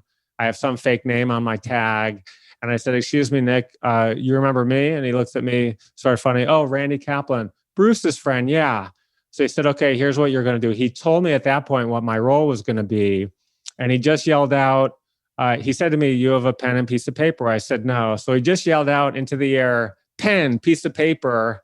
And someone put the pen and piece of paper right in front of his face. And this was a neighborhood, so there were police around to guard the scene. So he calls over one of the police officers and he said, "Okay, Randy's playing a police officer. He explains it. He's taking a missing person report. What would you say?" So he said, "Give me your name, date of birth, social, et cetera, et cetera." So he said, "Randy, write this down." And I'm scribbling as fast as I can. So he said, "Okay, go over into the house. You'll be there. We'll wait for you." And I go over to the house, and basically I'm sitting in a room. There's 10 cameras, 50 boom microphones. I'm on a couch. I'm actually on the ottoman in front of the couch, and it's facing a couch. Yeah, this was a chair with the ottoman in front of it next to the couch. And so there are all these people on the couch wearing name tags. And I'm in there for an hour. They're doing the lighting. And I go over and I say to this guy who looked like he was in charge, I said, excuse me. I said, "Why don't I have a name tag?" And he said, No, you're in the movie. And I went back and I said, okay. I was too afraid to say, well, what does that mean? So at some point, maybe I was there 90 minutes now, they call in, they said, first team. So first team meant the actors came in and these people who were the stand-ins left. And now I understood what they were saying. And Sharon Stone sits down right next to me on the couch. And she had stone face. She was looking straight ahead, did not acknowledge me at all. And I'm sitting there thinking, this is unbelievable. It's on my bucket list to be in a movie. Here I am. And I'm thinking, my boys in Detroit will never believe in a million years where I am. Yeah. So I'm thinking, I'm so nervous. I have not recited a single line in my life. Sharon Stone is sitting next to me, one of the biggest movie stars in the world, and she ignores me. And I'm thinking, I said to her, you know what? I'm going to introduce myself. So I turn to her and I say, "Excuse me, Sharon." And she turns to me and I said, "Hi, I'm Randy. Nice to meet you." And she nods her head and didn't even look at me. She was looking straight ahead. And Nick comes in. He said, "Is everyone ready?" Everyone's ready. And I was going to start the scene. So he said, "Action." And I knew that meant we were going to start the scene. And Sharon, you could see her start trembling. So I sort of waited. And her face, I mean, this was long delivery. She was waiting and waiting and waiting. And she said, "Where's my son?" And I put, "Excuse me, we got to go back. Name, date of birth, social." Nick says, cut. "What's up?" "Well, you got to wait for the answer. Name, give her the answer, date of birth, social." And we do it again. And at this point, she starts yelling at me, "Where's my son?" And I'm sitting in the chair. Holy shit. I start leaning back. And again, if someone yells at you, it's your reaction is, you got to pause and kind of wait. And the eruption was, I was not really prepared for that. I didn't have a read through. I messed it up again. And Nick says, cut. And now Sharon's pissed at me. And I'm thinking, I'm going to get tossed off the set. And finally I calmed down and it all went well. And I did a good job. And at some point, Nick comes over and he whispers something to me. He said, "Randy," he said, "forget that Sharon Stone right next to you." He said, "Do you have an ability to piss people off?" And if you know me, it's sort of a laughable question because I definitely have the quality I can piss people off. And he said, "Forget she's Sharon Stone. I want you to go after her and I want you to piss her off. Be aggressive, interrupt her."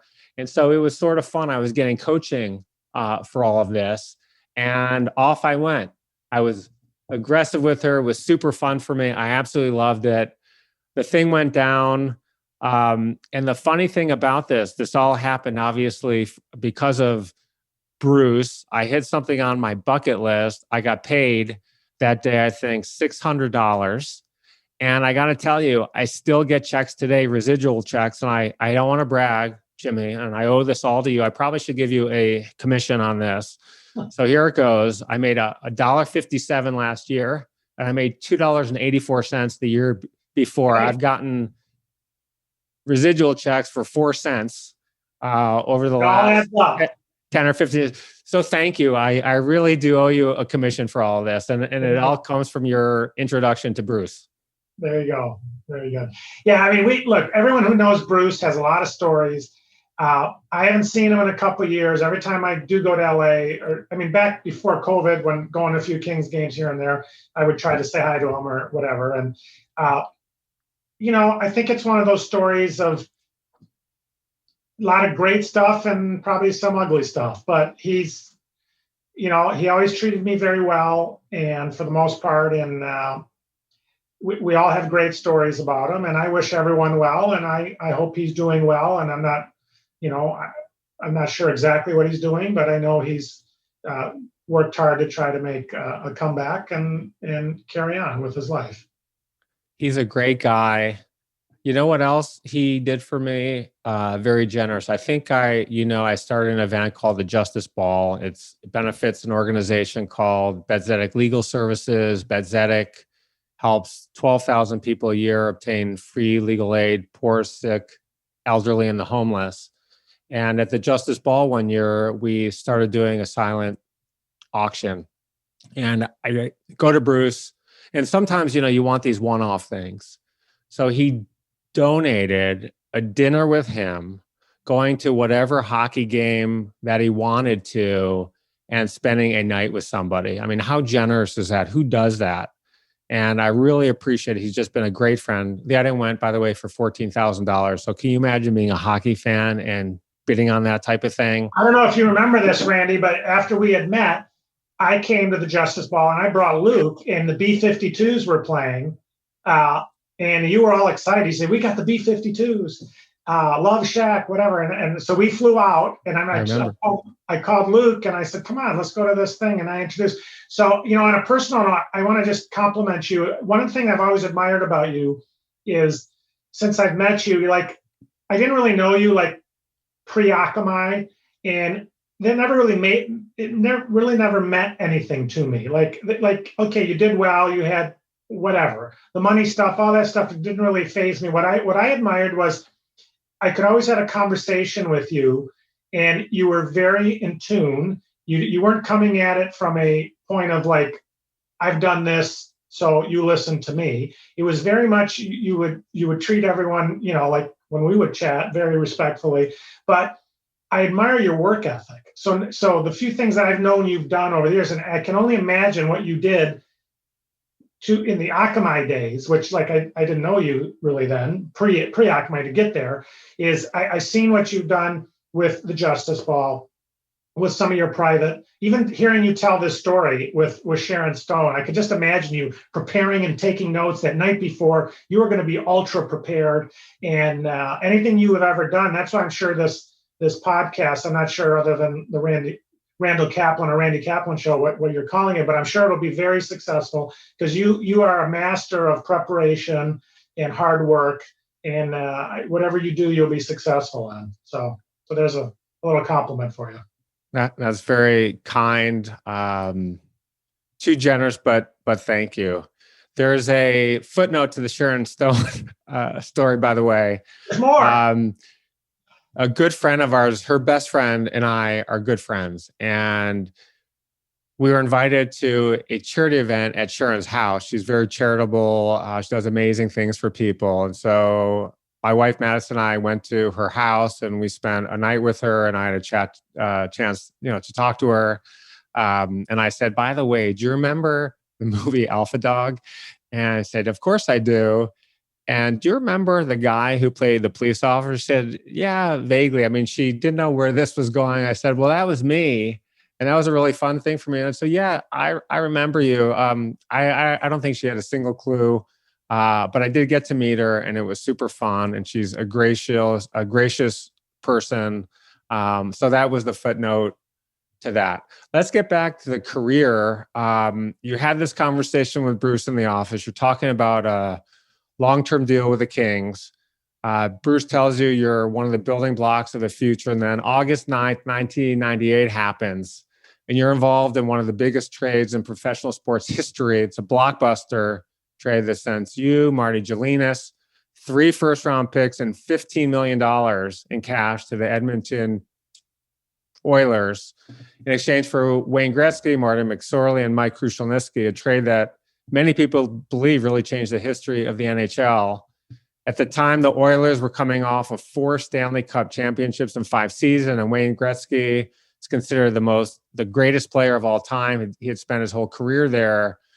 And the backlash here is just enormous. It triggered death threats against Peter Pocklington, the owner of the Oilers at the time, backlash against Wayne Gretzky because his new wife, the actress Janice Jones, people wondered, is he coming to Los Angeles for her? And the trade upset so many Canadians that I think one elected official demanded the government try to block it. Pocklington was burned in effigy. Gretzky was called a traitor by a lot of his countrymen. And Janet Gretzky was branded as the Yoko Ono. So let's go for the trade. I want to hear all about it. What happened here? When did you find out? Tell us everything.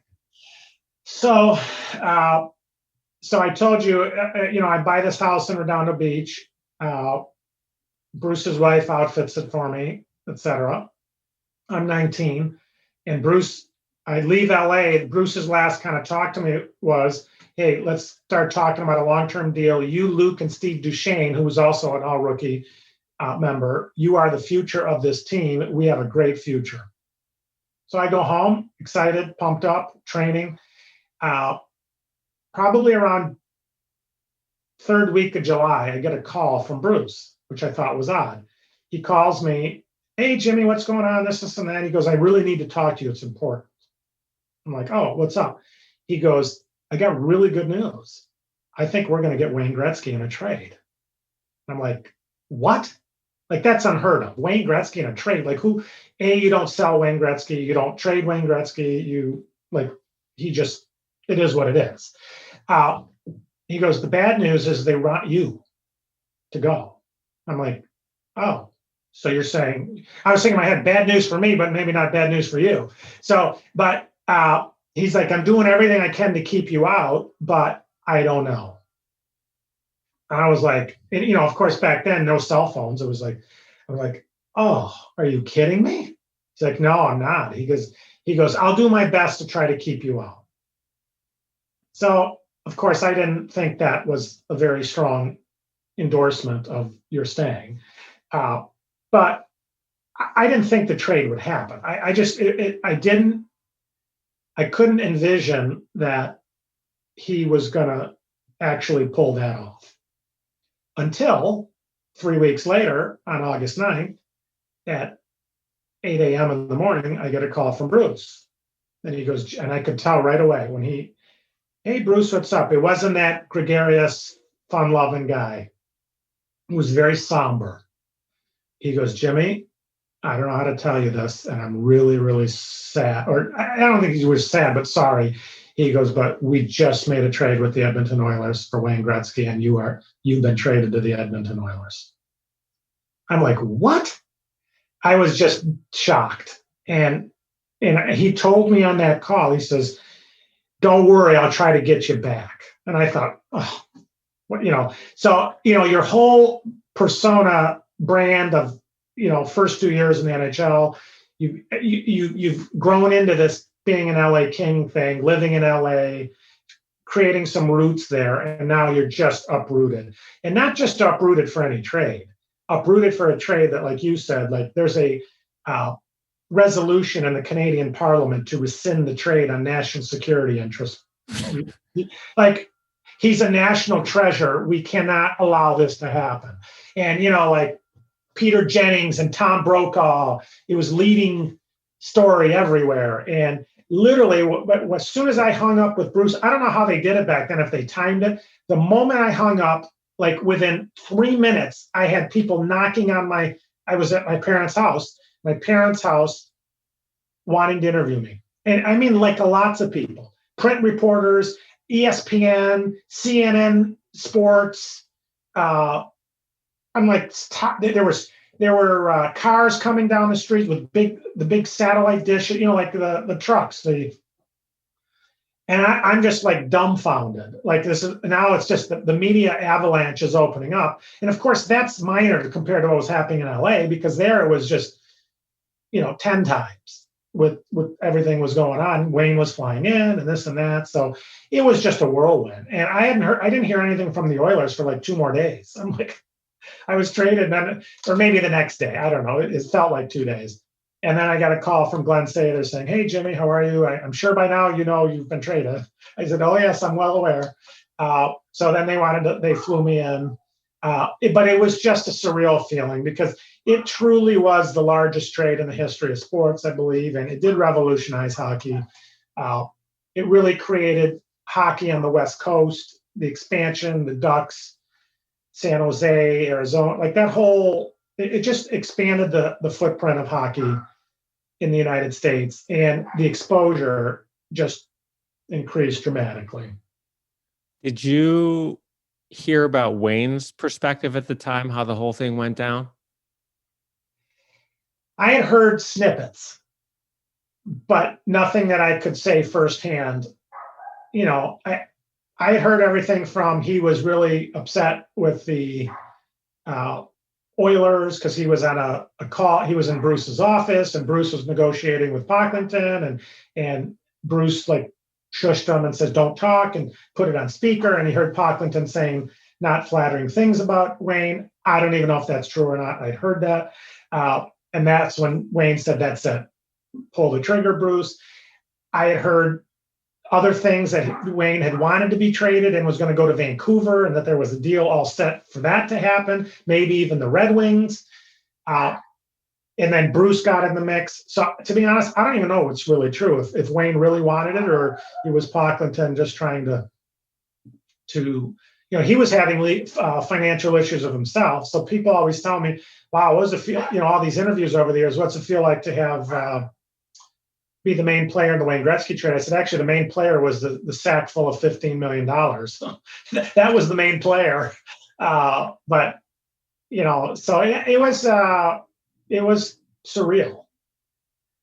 So what I had read, and I read this in several sources in the press, and I assume you never assume the press has it right, but 2 hours after the Oilers won the Cup in 1988, his dad, Walter, told him that the Oilers were planning to deal him to another team. And I think his dad had known for months about the news, but kept it from Wayne. And as you said, Pocklington was struggling big time, and he did shop the team to Los Angeles, Detroit, and Vancouver. And Wayne at first didn't want to go, or didn't want to leave. And he insisted that Marty McSorley come and Mike Krushelnyski come. And McSorley, as you know, was the enforcer. Don't mess with Wayne, or you're going to get your ass kicked by Marty. And at that point, I think Glenn Sather, the coach of the Oilers, he tried to stop the deal too. And then when he found out that Gretzky was involved in the negotiations, Gretzky changed the attitude, and he wanted to come to the Kings. So I think Bruce, I do not know if this is accurate, but from what I've read and heard, there was a deal with Vancouver that Wayne said no. There was a potential deal with the Red Wings that Wayne was open to. But then Bruce put the full court, what kind of charming guy he is. He flew him to LA, and he wined and dined him and this and that, and we could change hockey together and blah, blah, blah. And I think he wore Wayne down.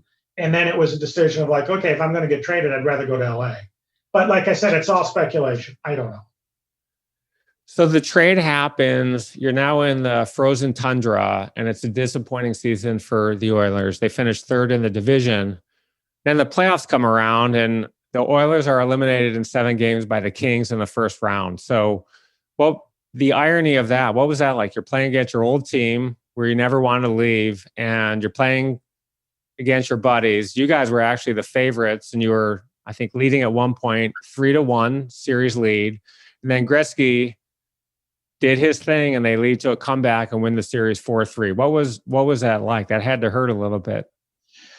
Yeah, well, backtrack a little. So it was an interesting season because, like you said, you'd go to games and you'd see the owner of the team being burned in effigy in the rafters, and every single media story was about how could they do this, and Wayne Gretzky and this and that. And So it was a constant drumbeat of negativity but we actually had a decent season. Then we tailed off at the end. But then we went into the playoffs. You got to remember, there was a lot of good players, like all-time great players on the Edmonton Oilers. Mark Messier, Grant Fuhrer, Yari Curry, Kevin Lowe. I mean, we're talking all-time excellent. Glenn Anderson, great players. So we had played the Kings a number of times. I think we probably led the season series against them.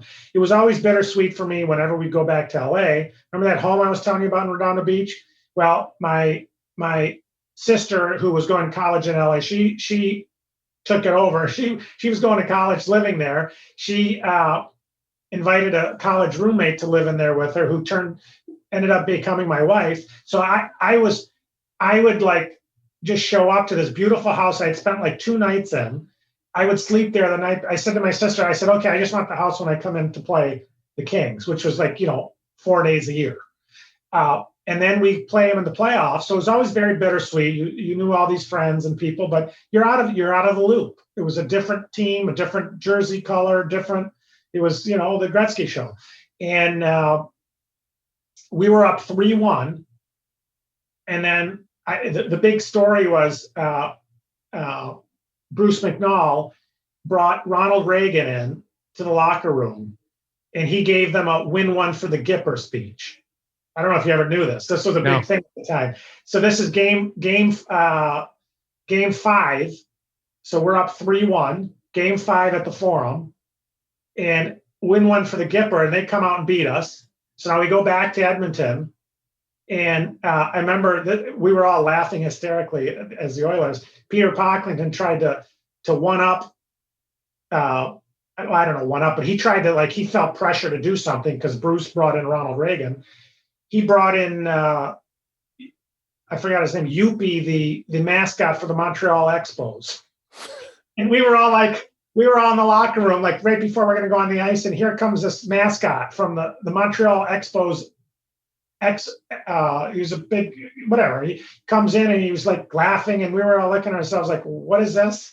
So anyways, we lose a close game 6, and then we went in and they brought in Reagan again, win one for the Gipper, and they beat us in 7. So it was it was one of those made for Hollywood moments where the Kings win in 7 against the team that Gretzky came from.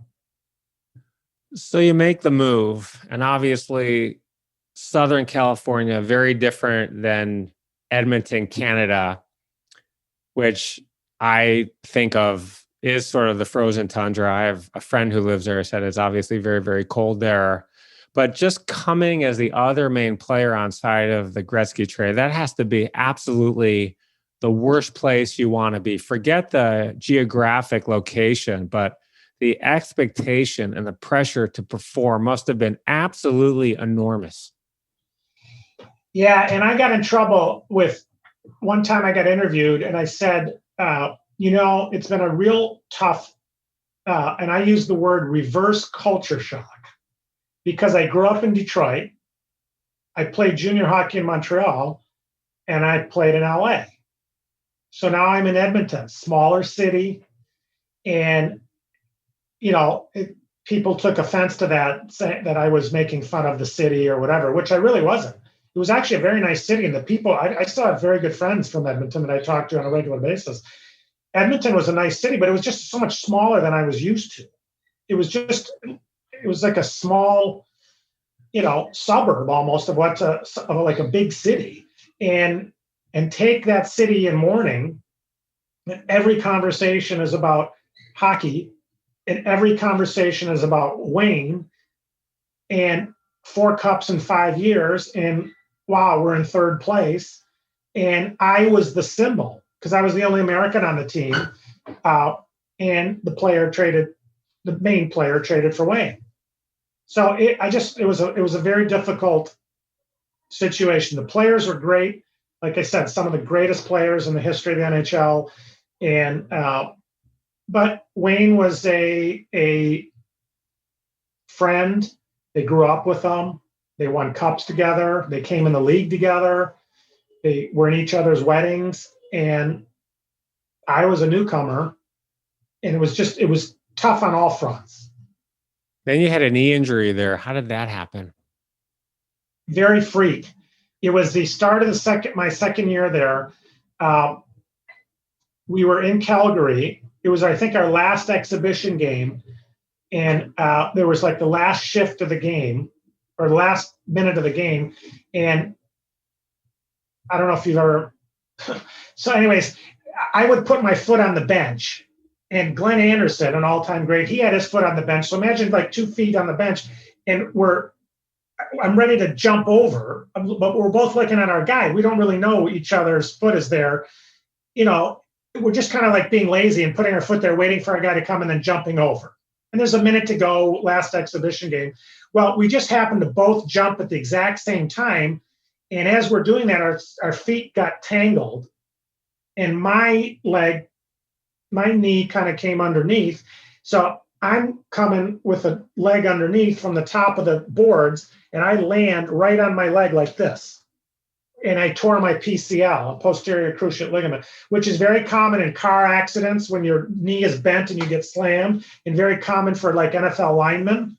Like the ACL is the more common one. Everyone knows what an ACL is. The basketball player or the soccer player that gets extended. Well, the PCL is this way, or an NFL lineman. So that was the injury. And I just remember thinking, are you kidding me? Like a minute to go in this useless exhibition game, and you get a pretty, serious injury. I was out for about a month or so, but that was kind of the time when I got traded to the Red Wings. Right. So I asked for the trade. Right. You asked for the trade 4 games into the second season, and now here you are traded to your hometown, my hometown, Detroit Red Wings. By the way, I was super psyched when I heard about the trade. You're traded with another player and a 5th round pick for Adam Graves, Peter Klima, and Joe Murphy, who had been the number 1 pick. The Wings had selected in front of you in the draft, and as fate would happen, these players then helped Edmonton win the Stanley Cup the final season, their 5th in 7 years. At this point, did you care? You're home and you're with your family and you're with the team I assume you always wanted to play for?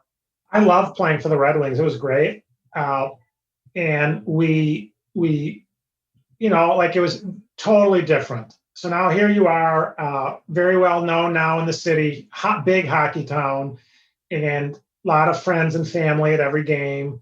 And now the Red Wings are an up and coming team. Like we were like winning President's trophies for the most points in the regular season, but then we would not do so well in the playoffs.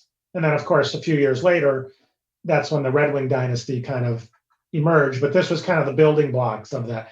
I was there when Sergei Fedorov got there. Obviously, Steve Yzerman was the linchpin. Nick Lidstrom, I assisted on his first NHL goal. So literally, I saw these guys come in like major players. I mean, the trade happened and the Oilers win the cup. Was I upset? No. Would I have loved to have been there and win a cup? Absolutely. But sports is sport. So you move on. Like, what can you do? So you have good years in Detroit, and then Bruce was right. You come back to LA, you're traded for another future Hall of Famer, Paul Coffey. And here you are now. The irony of this is you're playing with Wayne Gretzky in LA. Yeah, so I had some decent years in Detroit. I was scoring, 30 goals or so, and I had some injuries there, but it was a totally different scenario. You have Yzerman, you have Fedorov, you had me. I wasn't getting nearly the ice time I got, but that I was used to in other, especially in my early years with the Kings. But it was a tremendous. I really enjoyed my time with the Red Wings, and you could see that team was starting to build up, and then. Of course, they created, years later, they created a nice little Red Wing dynasty. But yeah, so I get a call. So I become, I don't know if friends is the right word, but I became, pretty close to Mike Ilitch, the owner of the Red Wings. And a quick little side story from Mr. Ilitch. he told me many years later, he'd bought the Detroit Tigers as well.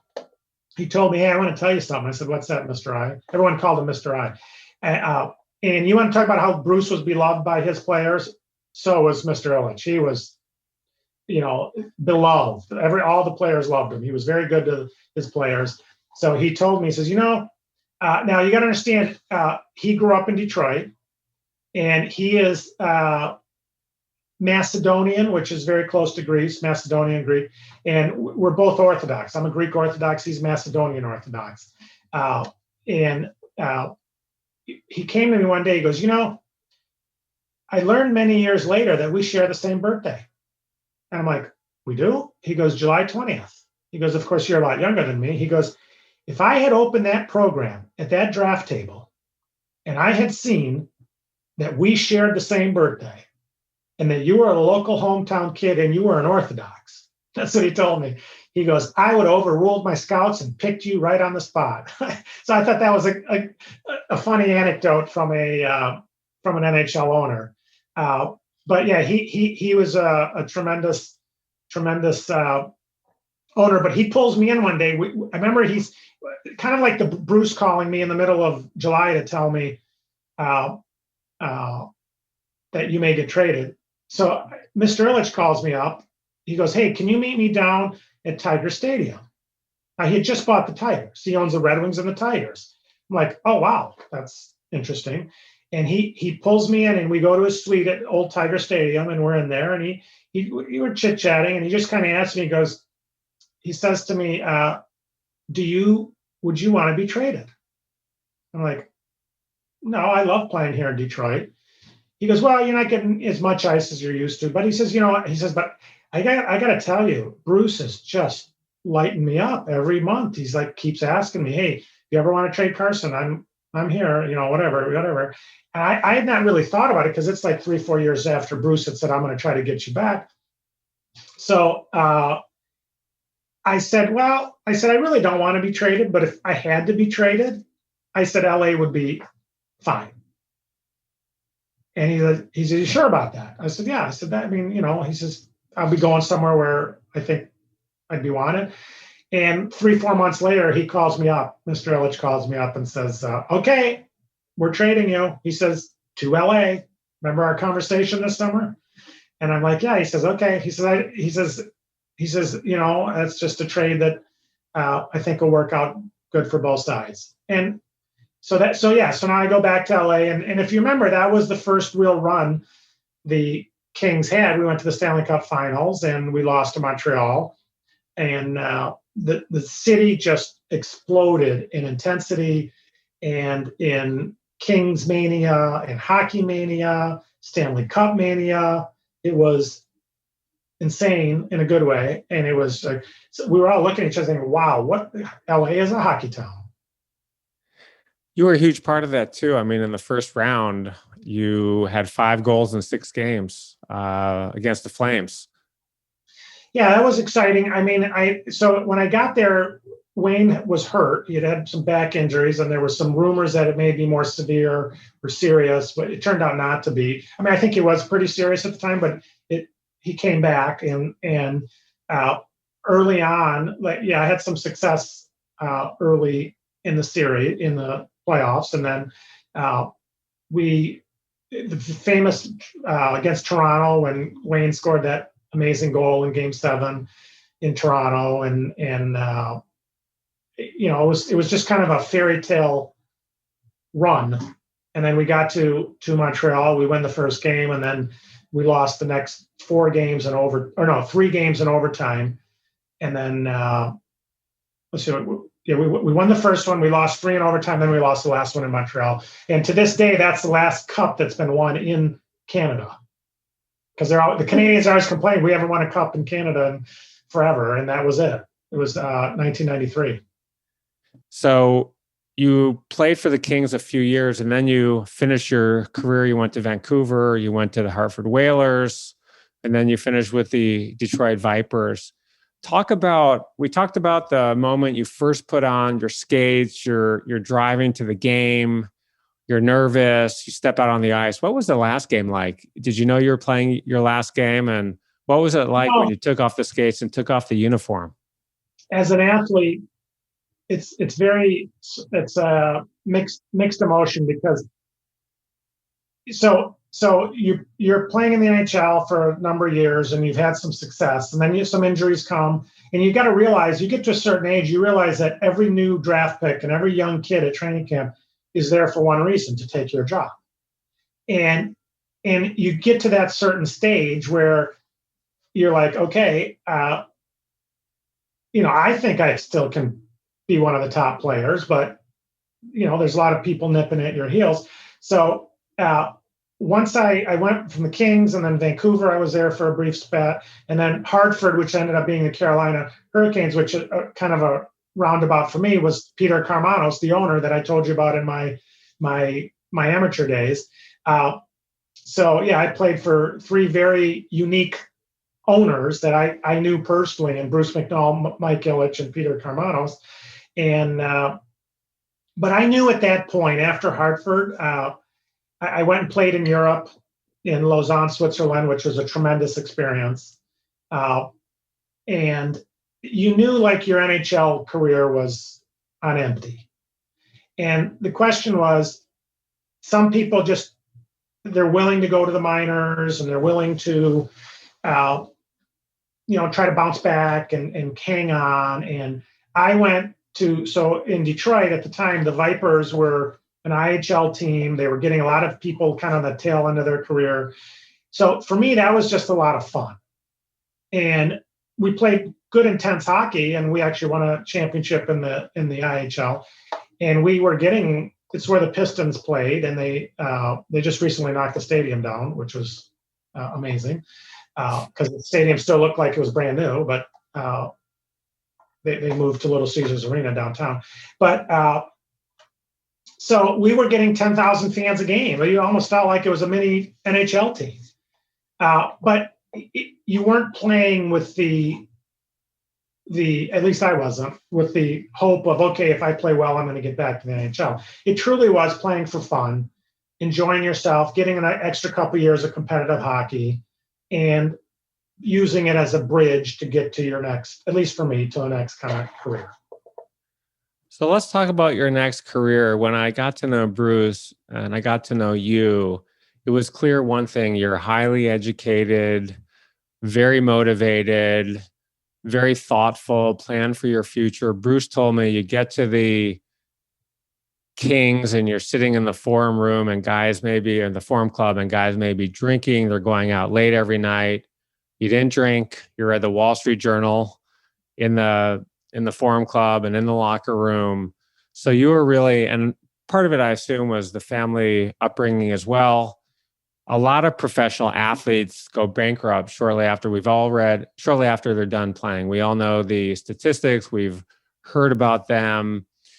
When did all of that start? I read somewhere that you earned a certification to be a financial rep, I think 6 years before you were done playing. Talk to me about planning for the future, knowing you wanted to have a second career, and being ready for it when it actually happened. So, a lot of people have always said, oh, yeah, he always read the Wall Street Journal, which is true. I love learning about markets and business, et cetera. But I was also reading the hockey news. That's what I would say. Yeah. So this was like an add-on to me. I was intensely involved in hockey, like following all the stuff. But I knew, and my dad kind of told me, like, listen, this is gonna end. It doesn't matter if you're Gordie Howe or Wayne Gretzky or Sidney Crosby or Luc Robitaille. Your career is going to end, and it could be a 1-year career, a 10-year career, or a 20-year career. At some point, that's going to end. And what are you going to do? What do you want to do? So, and it's not just a money issue. I know a lot of former players who have done well financially, and they've maintained, certain standard of living, but they feel like they're not really contributing to society or contributing citizen, whatever they're feeling. They feel like, okay, what am I going to do today? What's my purpose? So I thought it was important to start planning a little bit while I was playing in the off season, So I really liked financial markets. I really liked learning about business. I like in entrepreneurship, et cetera.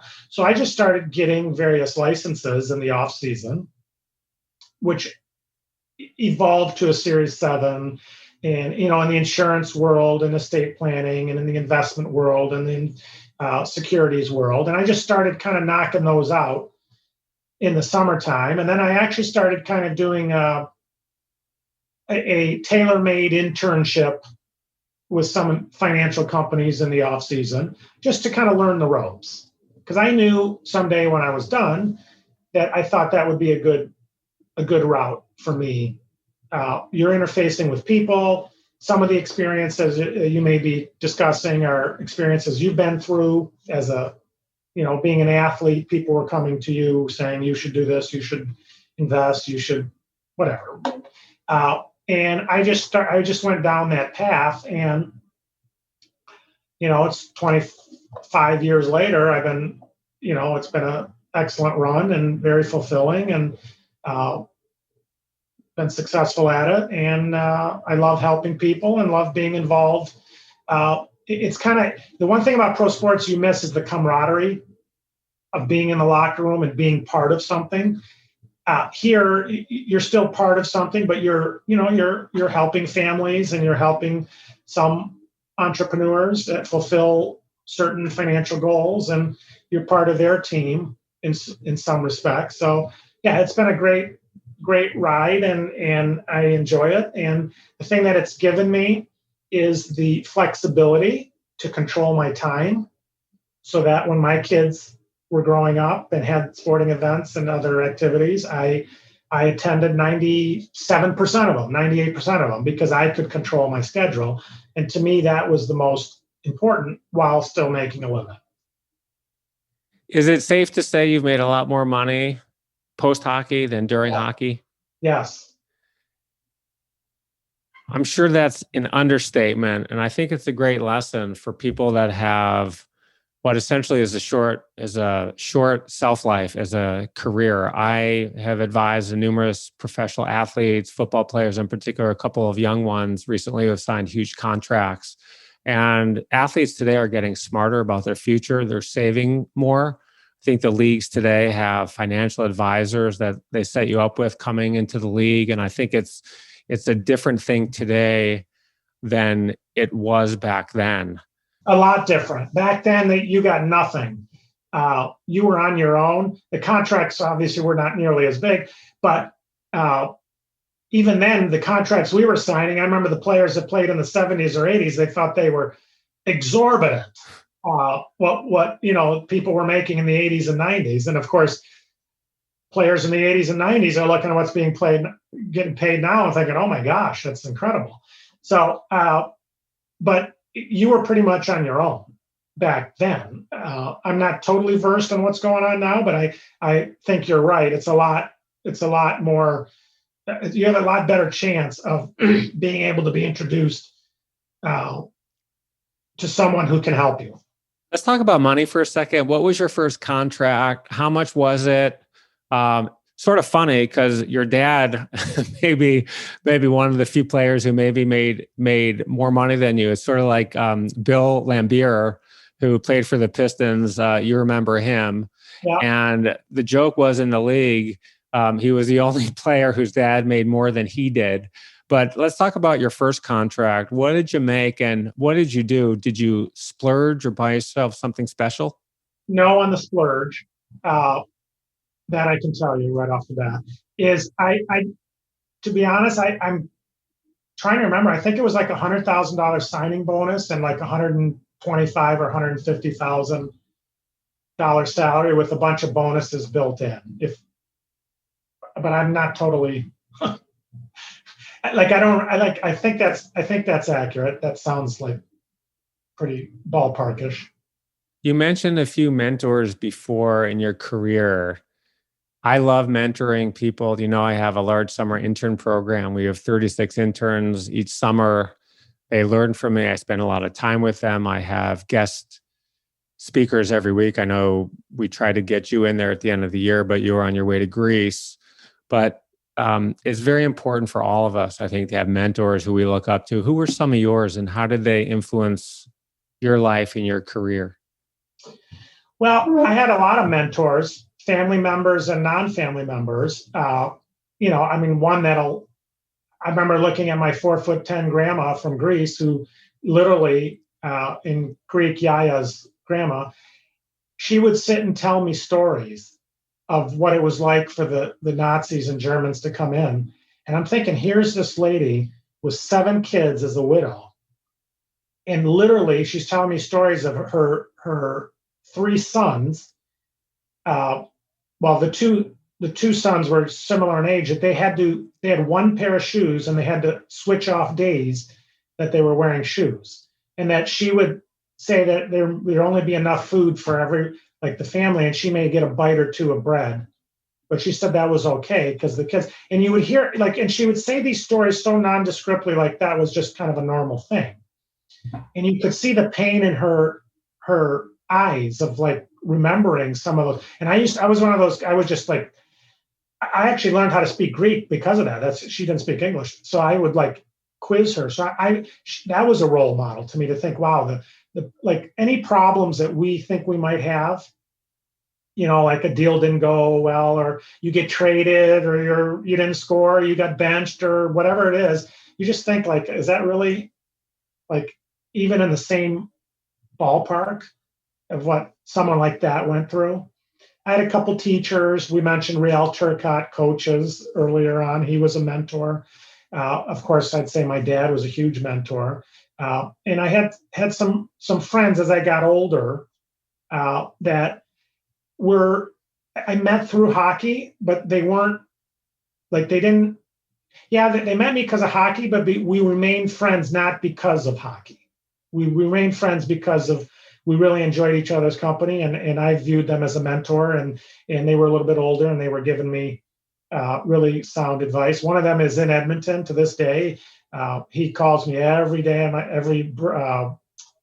my birthday. The joke is he's always the first call. He never forgets, and we have nice chats about life and things that are going well or not so well, and it's a bigger picture conversation instead of how's this deal going, or where are you going on vacation, or whatever. People listening to this podcast, one of the reasons I think that people listen to podcasts and my podcast is they want to be motivated for their future. They want to know what made people successful. So I want to ask you, what are the 3 to 5 most important ingredients of success in your view? Well, that's an interesting question, and one I've actually thought about over the years. I think that question can be answered a lot of different ways, but I'll answer it for myself. I'm a person of great faith, so I know some people aren't, and I don't look down at those people. But for me, faith is very important, to know that you're part of something bigger, that it's not just your world and your success that is what everything revolves around. So in the way I was raised and the way I believe that our purpose on life in this life is for something bigger. So to try to do good things, help other people, and as you said earlier, be there for someone who may be down, and to try to be as successful as you can, not only for the joys of success, but also to try to be better in this world, or helping, be it charities or institutions you believe in, or other people. So faith with that bigger picture. Then I believe second for me would be family. So you got your faith, you got your family. What does that mean? Well, we all have families, but for me to want to be successful, I'm doing it because there's people I love, and there's people that are counting on me, and that I'm trying to do the best I can to. And it's not just a money thing. It's not just trying to be able to buy them a car or send them to a good school. Is to show a good work ethic, to show what being a good citizen is. And when you mess up, fess up, fess up, and try to be better. No one's perfect. And then that dovetails into work ethic. So faith, family, work ethic. And I don't care what it is. If you want to be a yoga teacher, or if you want to be an investment banker, or you want to be an actor, or you want to be a pro athlete, it all requires work ethic. And you have to go that extra mile to be prepared, to be knowledgeable, to expand your knowledge, keep your knowledge, put in the grunt work. Just because you achieve a certain level doesn't mean you're some superstar and you can't do the things that got you there anymore. So that's the way I kind of view work ethic. And then I think there's a sense of just being thankful for what you've accomplished and where you're at, and not be jealous if someone has more than you or someone's supposedly doing better or whatever. Be happy for them. Back to my 4'10" grandma from Greece who escaped with 7 kids during the World War II. She used to tell me, the more you give with your heart without an agenda, the more you'll receive. And it doesn't mean you're going to receive a big deal or money or whatever, but you're going to receive blessings. You're going to receive good wishes. You're just going to have a good sense of being about yourself, that if you're helping people to the best of your ability, and it may not even be something huge. It may be like someone's not doing well. Just pick up the phone and encourage them. Say hi to them. Talk to them. And then sometimes there are bigger things. So I don't know. I don't know if that answered your question, but I tried to. Those are kind of the tenets in my life that I try to live by, and go from there.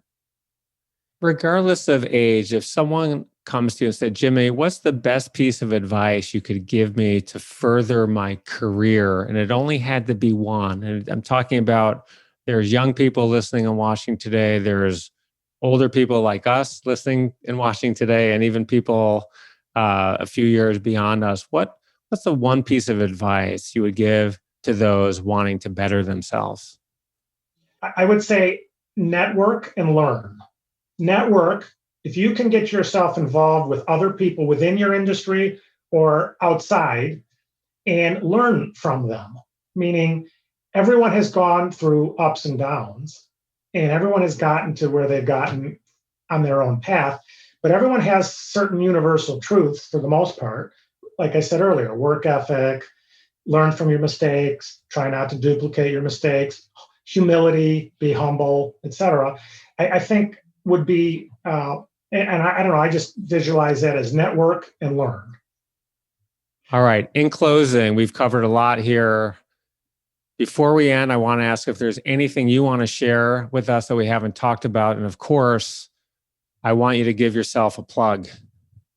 So Randy, I just want to say, I know, because you're too humble to admit or to discuss it, is that you've made a big difference in a lot of people's lives through what you've done with some of your charitable endeavors. And I think especially your mentorship programs. I know a little bit about what you've been doing with young college kids and trying to help them on their paths. And you have a lot of life experiences that you've lived, and you're very meticulous about the way you like to do things. And I know the people you've helped through the Justice Ball, and I know your internship program, and et cetera. So I appreciate our friendship, appreciate the time to be on this podcast. I wish you a lot of success, and I'm sure I'll be a regular listener with your other guests. Thank you so much for the opportunity. It's been great having you. I appreciate the generosity of your time. Thank you. Until next time. Okay, Randy, be good.